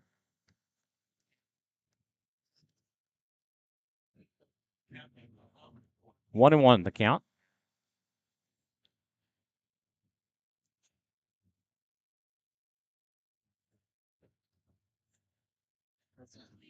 Salazar comes set. And Alonso will call time.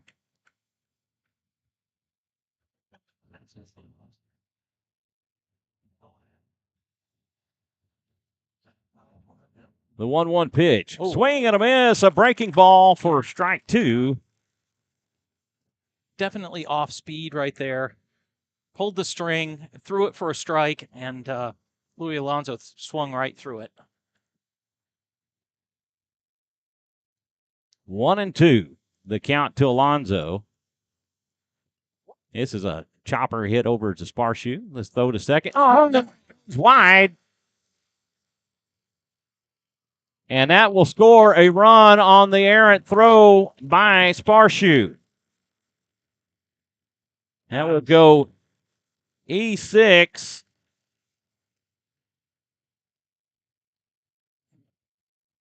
To score the run.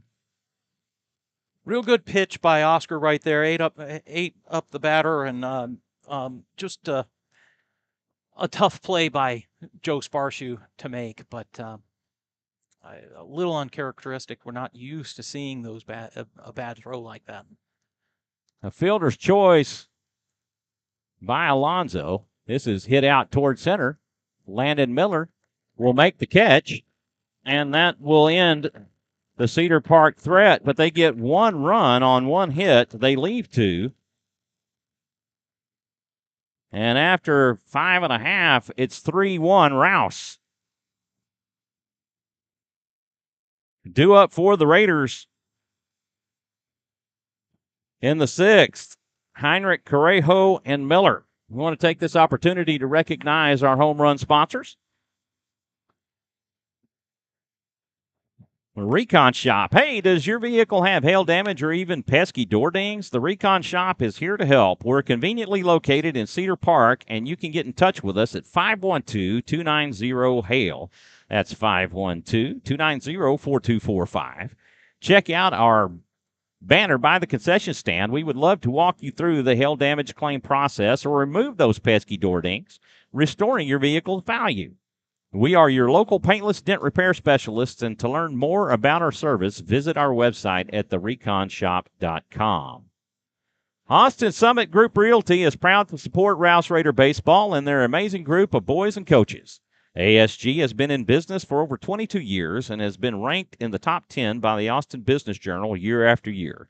If you need help with anything real estate related, please call Mike or Chrissy Caputo at 512-671-HOME. That's 512-671-4663. Thank you so much for your sponsorship of Rouse Raider Baseball. It is greatly appreciated, as we mention so often. We're always looking for more sponsors, so if you would like to become a sponsor of Rouse Raider Baseball, please go to rousebaseball.com. Sign up today. Carter Heinrich will dig in from the right side. He's 1 for 2.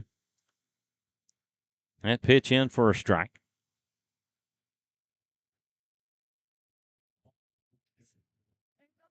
He has singled and flown out to center. Swing and a miss for strike 2.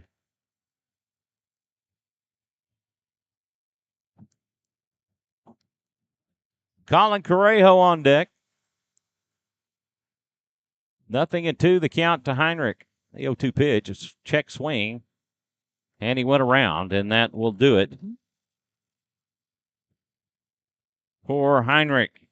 No argument there. I think he did go past home plate. The barrel of the bat did go past home plate, so that I would want it called that way for us as well. 3-pitch strikeout.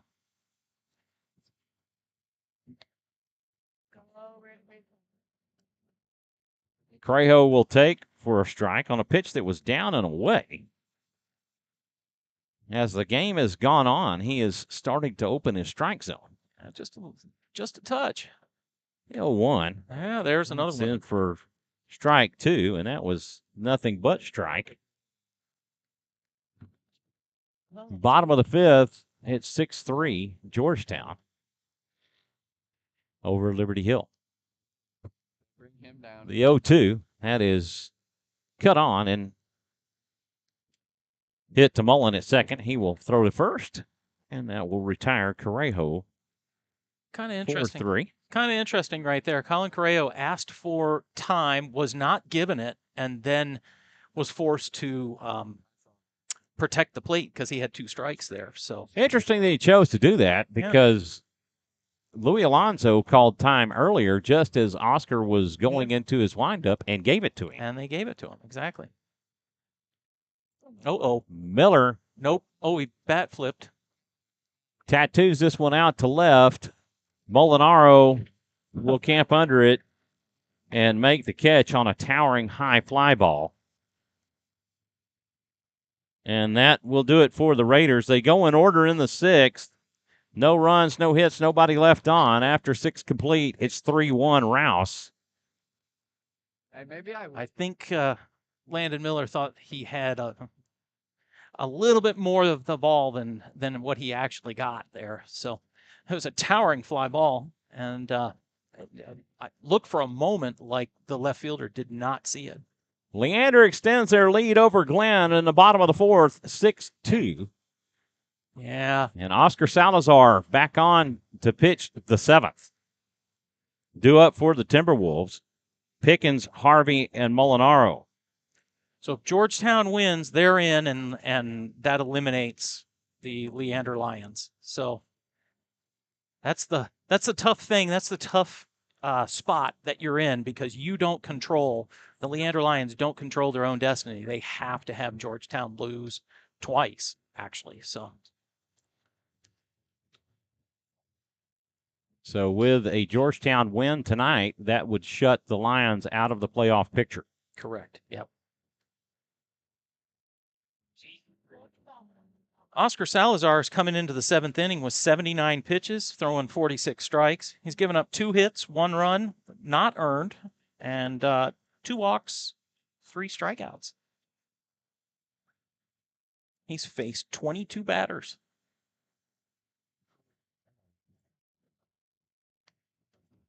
Which is just 4 over the minimum, or the minimum. Christian Pickens will come to the plate. He's 0 for 2. He is grounded to short and third. That last one to third was the one played by Caputo that was where he had that 2 short hop. You're right. Play. Correct. 3 outs from a big win here. First pitch high and inside and brushes him back off the plate for ball 1. You gotta get the first batter, though. Activity going in the Raider bullpen. Jack Nice continues to get loose. The 1-0. It's down the middle for a strike. And that will even things up at 1.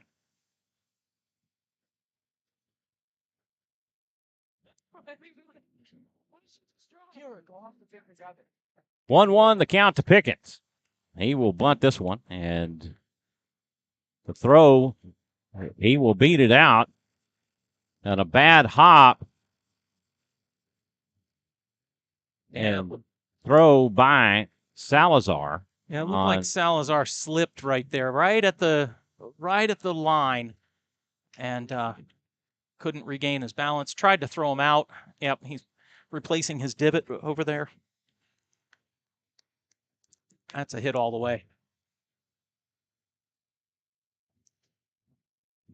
That will be a base hit for Christian Pickens.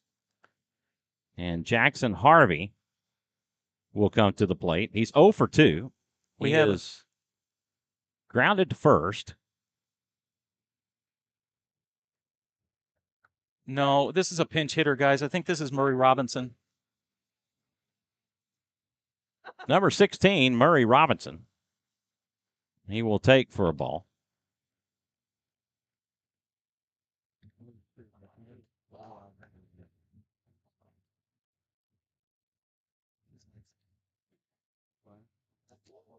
One and 0 the count. Pitch sails wide for ball 2. I wonder if he's starting to labor a little bit from that fall he took.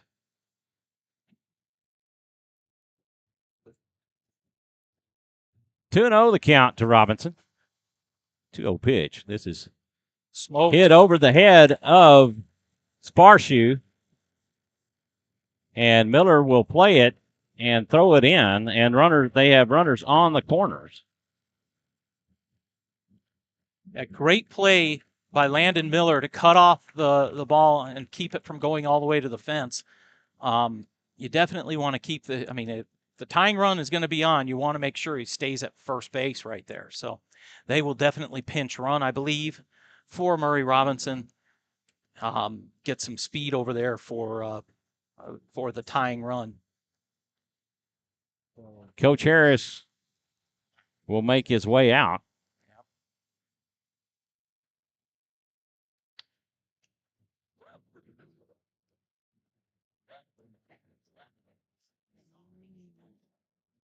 Houston Molinaro is due up, and they haven't brought in a pinch runner yet. Coach Williams, I guess, trying to decide on has to be what they're going to do. They have to. There's the signal. So we'll get a number. Number 2. Number 2, that will be Ian Garcia. Austin Garcia pinch ran earlier. So Ian Garcia will come run, and Murray Robinson doing what you want your player to do when you put him in that situation. Robinson, the senior.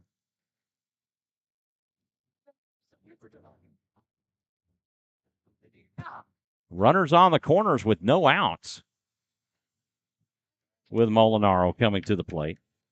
He is 0 for 2. He struck out looking in the first and grounded to the pitcher in the 5th. First pitch offering is fouled off for a strike. So the only run that really matters to the Raiders is that runner on first base. They want to keep him at first base or get him out at second base, that sort of stuff. And he will bunt this one. And yep, that was played by Mikey Caputo. Good play by Mikey Caputo. All the runners are back now, but couldn't double off anybody.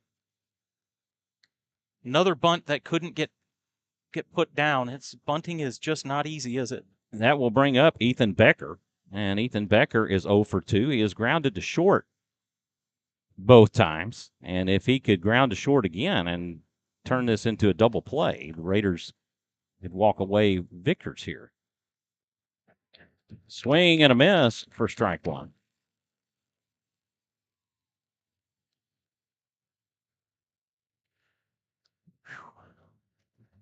Your heart pumping? My heart's pumping Oh, right yeah. now. Mine is. Ooh, For sure. The 0-1. that's another strike. Go get him, Oscar. You have an 0-2 count. You put anything close? Probably not. Fastball outside. 4 inches outside. The 0-2 Yep. just misses off the outside corner for ball 1. 1-2 the count to Becker.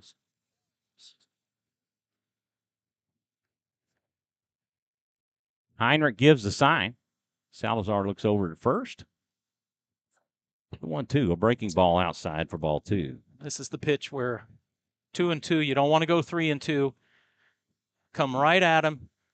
Give him your best stuff, your best pitch right here. Salazar comes set. The 2-2. Ah. It's in the dirt, and count goes full. Mary Smith listening in says, let's go Cedar Park.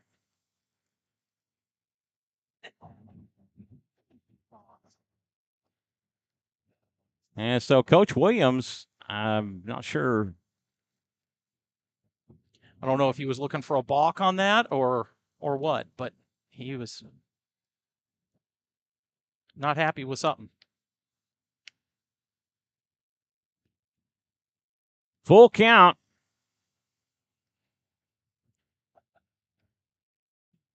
Salazar has the sign. He comes set. The payoff pitch. This is cut on and hit into right field. This will score 1. Throw to second, not in time. And Becker comes up with a big hit for Cedar Park. And the lead is cut 3-2.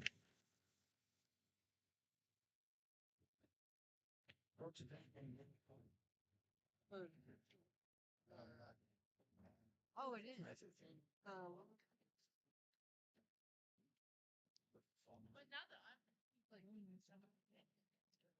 So Coach Crimpine has called time.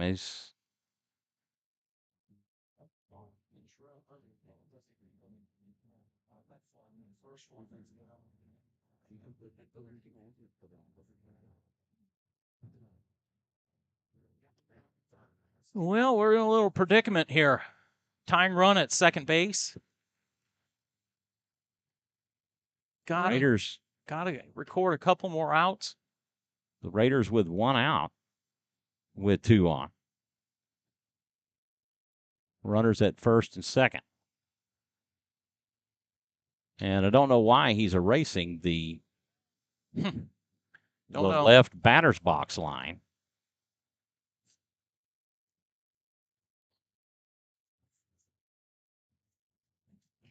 First pitch. This is hammered down to first. Take the out. He'll take the out. Got to get the out there.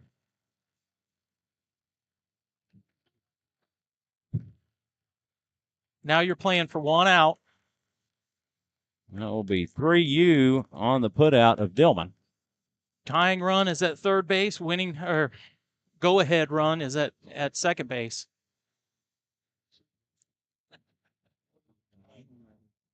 That will bring up Cade Davis.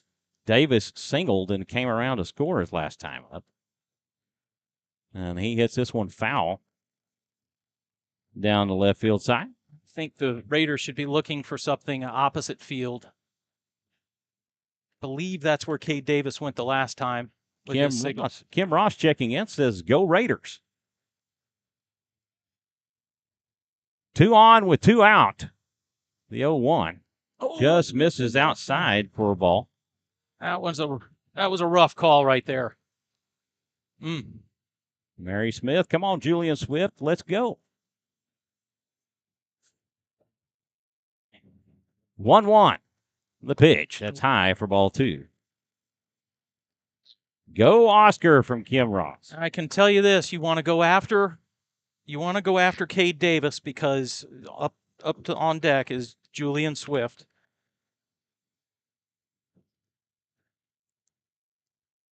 Two and 1 the count to Davis. 2-1. This is hit foul And that will even the count at 2. One more strike. Come on. Deuce is wild for Kate Davis.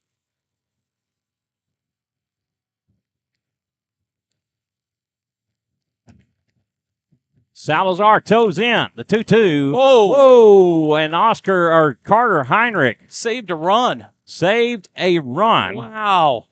What a play. On a wild pitch by Oscar Salazar.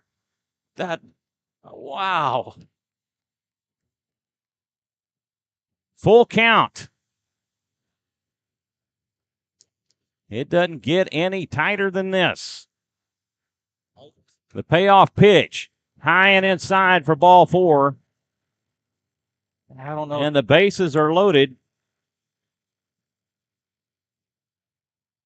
for Julian Swift.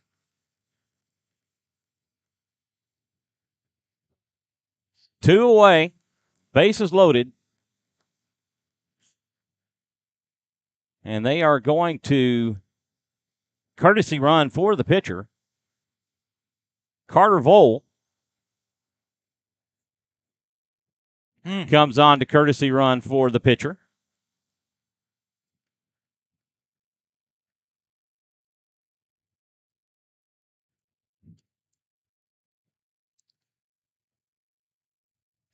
He's only courtesy run. He hasn't hit. Swift will take for a ball. No place to put him, so you gotta come after him.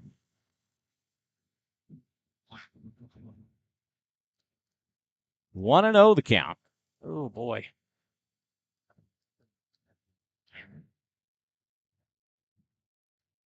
Salazar deals outside for ball 2. And now Salazar has to come in with a strike, and Julian Swift knows it.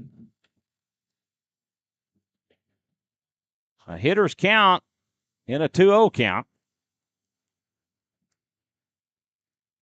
2-0 pitch. It's down and away for ball 3.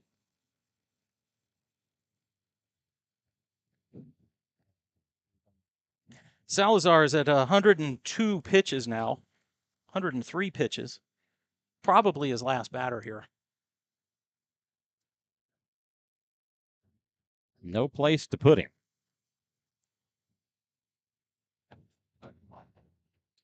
Raiders have a force at any bag.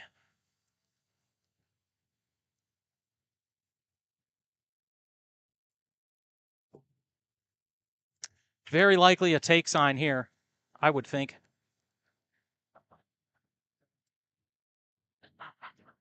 The 3-0. And Salazar deals ball 4, and that has tied the ball game.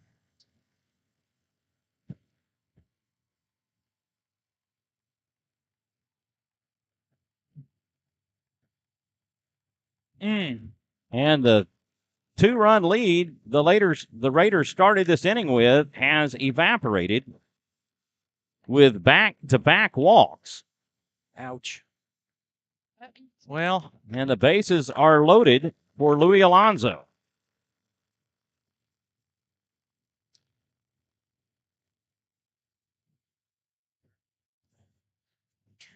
what you got to have is you got to throw your best strike thrower right now.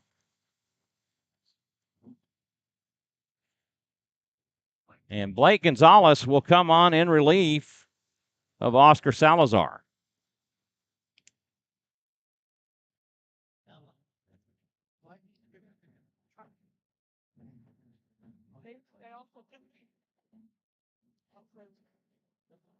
Gonzalez came on in relief for Colby Diaz on Friday night to get the save. Oh. That's interesting. Luis Alonso is just standing 5 feet from off the dirt, trying to get as much information as he can about Blake Gonzalez.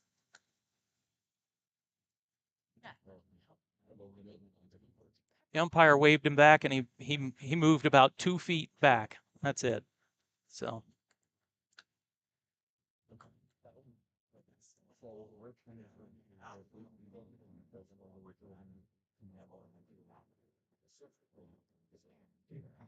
The Raiders unable to close the door on the Timberwolves. Yeah.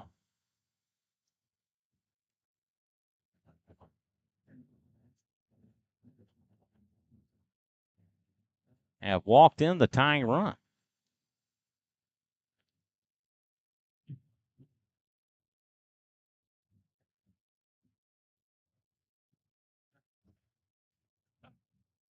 Timberwolves had 3 hits in the inning. The leadoff bunt by Christian Pickens on the play that Salazar fell down on. I know Coach Krempine was just trying to squeeze out one more out with Oscar so he could have the complete game and not have to go to the bullpen. But it wasn't in the cards, and he basically his hand was forced with that last walk there.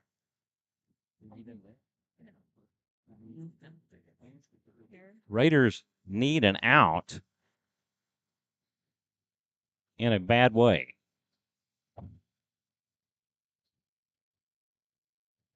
Louis Alonso will come to the plate. Alonso is 1 for 2. He is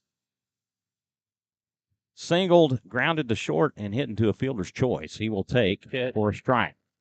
Comes with a first pitch changeup.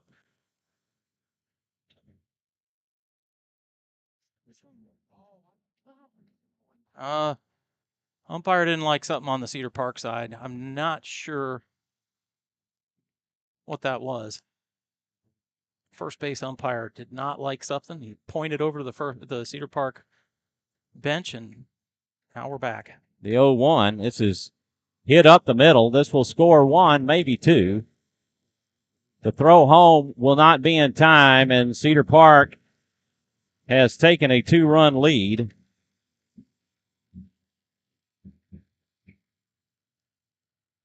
Off the single by Louis Alonso.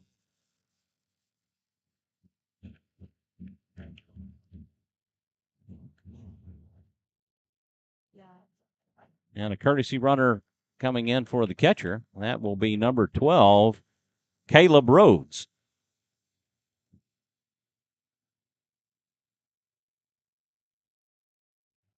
Runners at first and second for Adam Vaughn.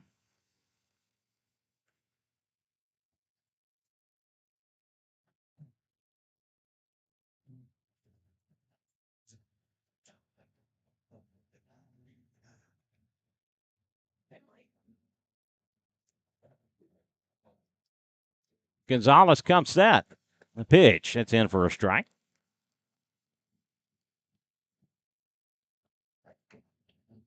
Vaughn 0 for 3 on the night. He has struck out, grounded the third, and flown out to center. Pitch sails high for ball 1.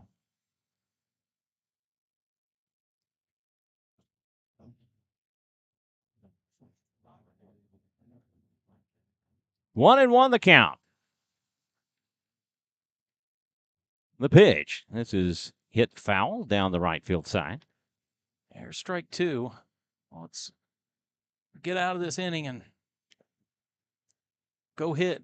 The Raiders had an opportunity with Cade Davis in a full count and couldn't close the door. And that will squib by Heinrich, but Swift will stay at second. But neither one of them, yeah. Wow. And that will even the count at 2.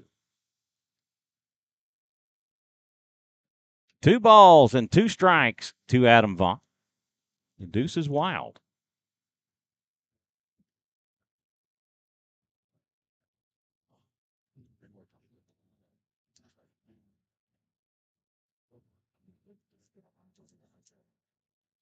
The 2-2 pitch. That's high and inside for ball 3. Oh, boy. Need a strike. Definitely need a strike. Vaughn, the 9th batter of the inning for the Timberwolves. Runners will be going on the pitch. The payoff pitch, a breaking ball. Strike 3. In for strike 3 call as Vaughn caught looking to end the inning. But the damage is done, and the Timberwolves have taken the lead. They scored 4 runs on 3 hits. They leave 2, and after 6.5, it's 5-3 Cedar Park. Unbelievable. Due Man. up for the Raiders, and they need a big inning. Sparshoe, Heinrich, and Gonzalez.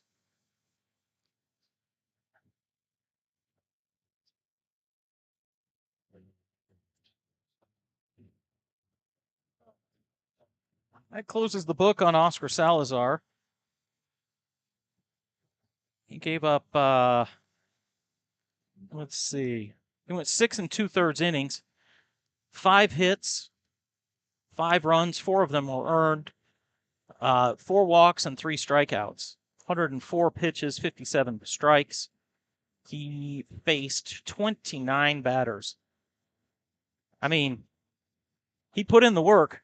Just, I think wheels fell off just there at the end.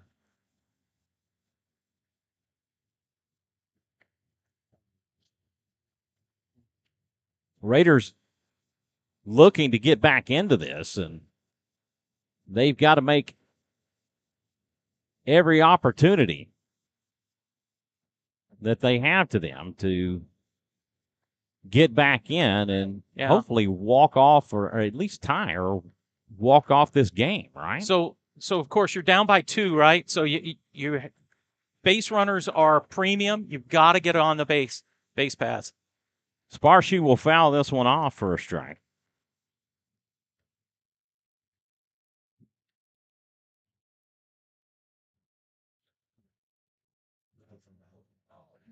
Rainer Heinrich on deck. The 0-1 pitch. It's in for a strike. Outside corner. Nothing into the count to Sparshoe. The 0-2. That is fouled off, and he spoiled a great pitch from Cade Davis. Just going to say that. Good piece of hitting right there. Live for another pitch.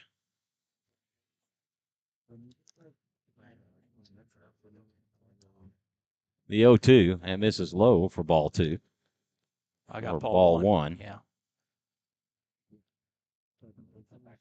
Ball 1, obviously wishful thinking on my part for ball 2. Just kidding. Maybe. Let's see what happens here. The 1-2 pitch. This is popped up. It's a high towering fly ball, and Christian Pickens will make the catch, and that will do it for Joe Sparshoe. Raiders down to 2, and Rainer Heinrich will come to the plate. He's 0 for 3. That is a rarity. That is rare. For Rainer Heinrich. He has been solid in the leadoff position for the Raiders all season long. Need a base runner. And probably the first time I've ever seen him go 0 for on the night. Need a base runner. Davis from the windup. He will deal. This is hit up the middle. Mullen has it. A throw to first. And that will do it. 4-3 on the putout of Heinrich, and the Raiders are down to their final out.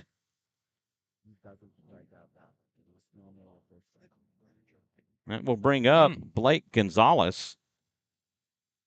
Gonzalez is 0 for 2. He has flown out to center twice and reached on an error. He will take for a ball.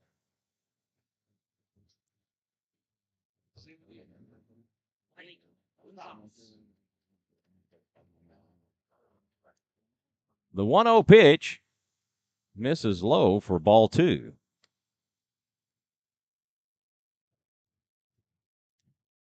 Alonzo will call time and go out and talk to his pitcher.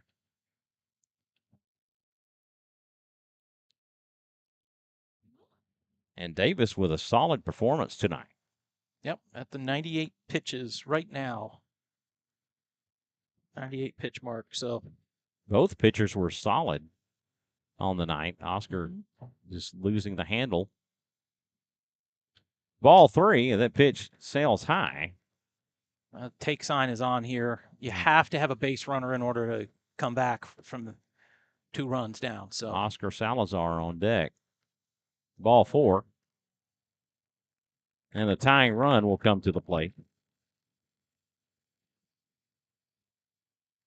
The one that matters is the one that's at the plate right now. Yep. And Salazar has proven more than one time that he can tie this game. He's probably saying since he was pulled from the game, that he can't re-enter the game, and actually he can.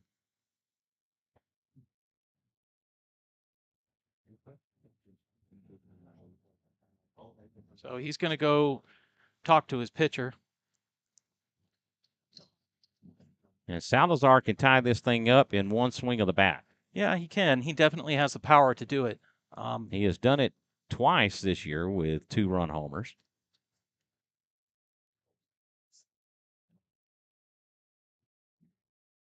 And Diaz is right behind him.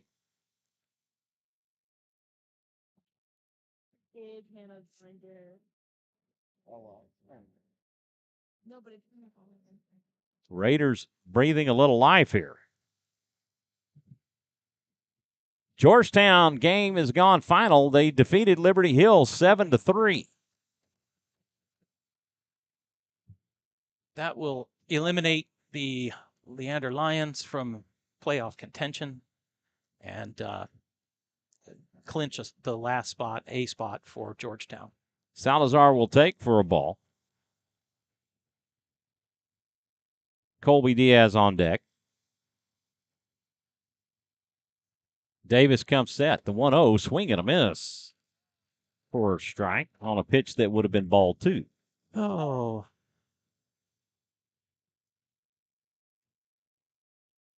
1-1 the count to Salazar. 1-1 pitch. This is fouled back, and the count is 1-2, and the Raiders down to their final strike.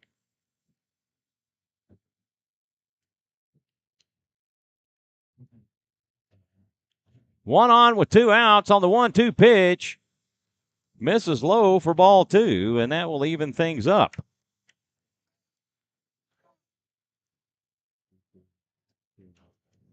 Deuce is wild for Oscar Salazar. The 2-2 pitch, foul. Foul ball. Yep. Stays alive. Unfortunately, Alonso was not able to close the glove on it, or that would have been it. Been the ball game, but breathing life. Salazar gets another strike. The 2-2 pitch, that's high and outside for ball 3, and Salazar works it full. Here we go, Oscar. The payoff pitch. This is hit deep to center. Oh, wow. No. Caught it. And Christian Pickens will make the catch. He had to run after it to get it, as it was over his shoulder, and he made a layout catch for it in an awkward fall, but that will do it. And the Cedar Park Timberwolves have come back to defeat your Rouse Raiders 5-3. Rough game, and major disappointment, I believe, on the Rouse Raider side there. But you know what? They gave their all, and you know, that's just the way baseball is. You're still in it until the last strike. Absolutely. So. And so now you find yourself tied with Liberty Hill and Georgetown for that third spot right now, or second, third, and fourth spot. Yep. And Georgetown has the hard road, as they will face the Cedar Park Timberwolves. And well, you look at it, and Cedar Park just finds ways to win. Yeah, they do. You know, they give up a lot of runs versus some opponents, and then other opponents they manage to scratch back and come back, being down 3-0 to get a run across and then come back in the sixth and put 4 runs across to take the lead, and Rouse unable to respond. Rouse was unable to close the book on tonight, and it's okay. Live and learn. Maybe we can bunt the ball a little bit better next time, and Well, Cedar Park, they did what they Coach Williams called on pinch hitters to come in sure and do what they needed to do, and they executed. they did. And They sure did. You can't ask for any better than that, and those guys did it, and I give them a tip of the cap for doing that. They came in and they did what they had to do. Rouse wasn't playing bad. It wasn't mistake-laden baseball. That's baseball. It's just baseball. It was a and good sometimes game, it just falls the other way, and exactly. that's what happened in this particular instance. But what a game! We knew it was going to be tough coming in. Tough. We knew that's going to be tough, and next Friday we have Marble Falls, and hopefully we can squeak out a win against them, and see what happens at the Georgetown Cedar Park game. Right. So it could be a possible 4-way tie for first there. Well, heck, yeah, how about that? I mean, it definitely could be. And then Saturday's games with El Campo and goodness gracious, Lake Belton would be changed to, I'm sure, play-in games to determine seeding for the district. Cedar Park obviously has the head-to-head matchup now, having both victories over the Rouse Raiders, so they hold that. And then, you got to look at the splits we have with Liberty Hill and Georgetown. Sure. And their head-to-head matchups, where Georgetown lost twice to Leander. Mm-hmm. And so it could be a whole hodgepodge of scenarios going on here, but that's the craziness of this district. That's just crazy.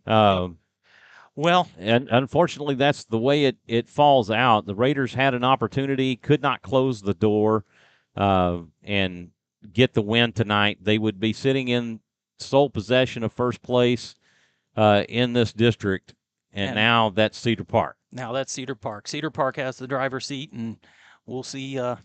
We'll see what happens. So all right, man. Congratulations to Cedar Park. Yep.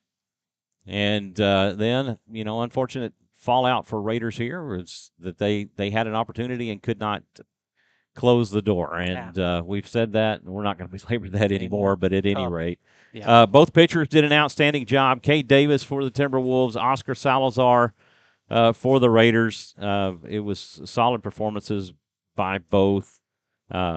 Absolutely. Didn't fall the Raider way. So exactly. The unhappy final here tonight, 5-3 Timberwolves. We'll see you on Friday night. First pregame at 6:45. Now I will be with Jonathan Caspar on the broadcast there at Marble Falls. I'm going to try to hustle back. I will be heading out tomorrow to celebrate with my wife our 31st anniversary. Oh, congratulations. And so we're going to use a little well-needed time away for each other. Actually, the first time since our first anniversary that we were actually able to get away. The other times it's either been baseball or church-related activities. Yeah, that we just couldn't get away. So Norma and I are looking forward to that. Wonderful, wonderful. Well, you guys enjoy that, and hurry back. So we'll hurry back to have that game for you on Friday night. So we want to thank you all for tuning in and watching Rouse Raider Baseball. I'm Michael Francis. He's Steve Kithil.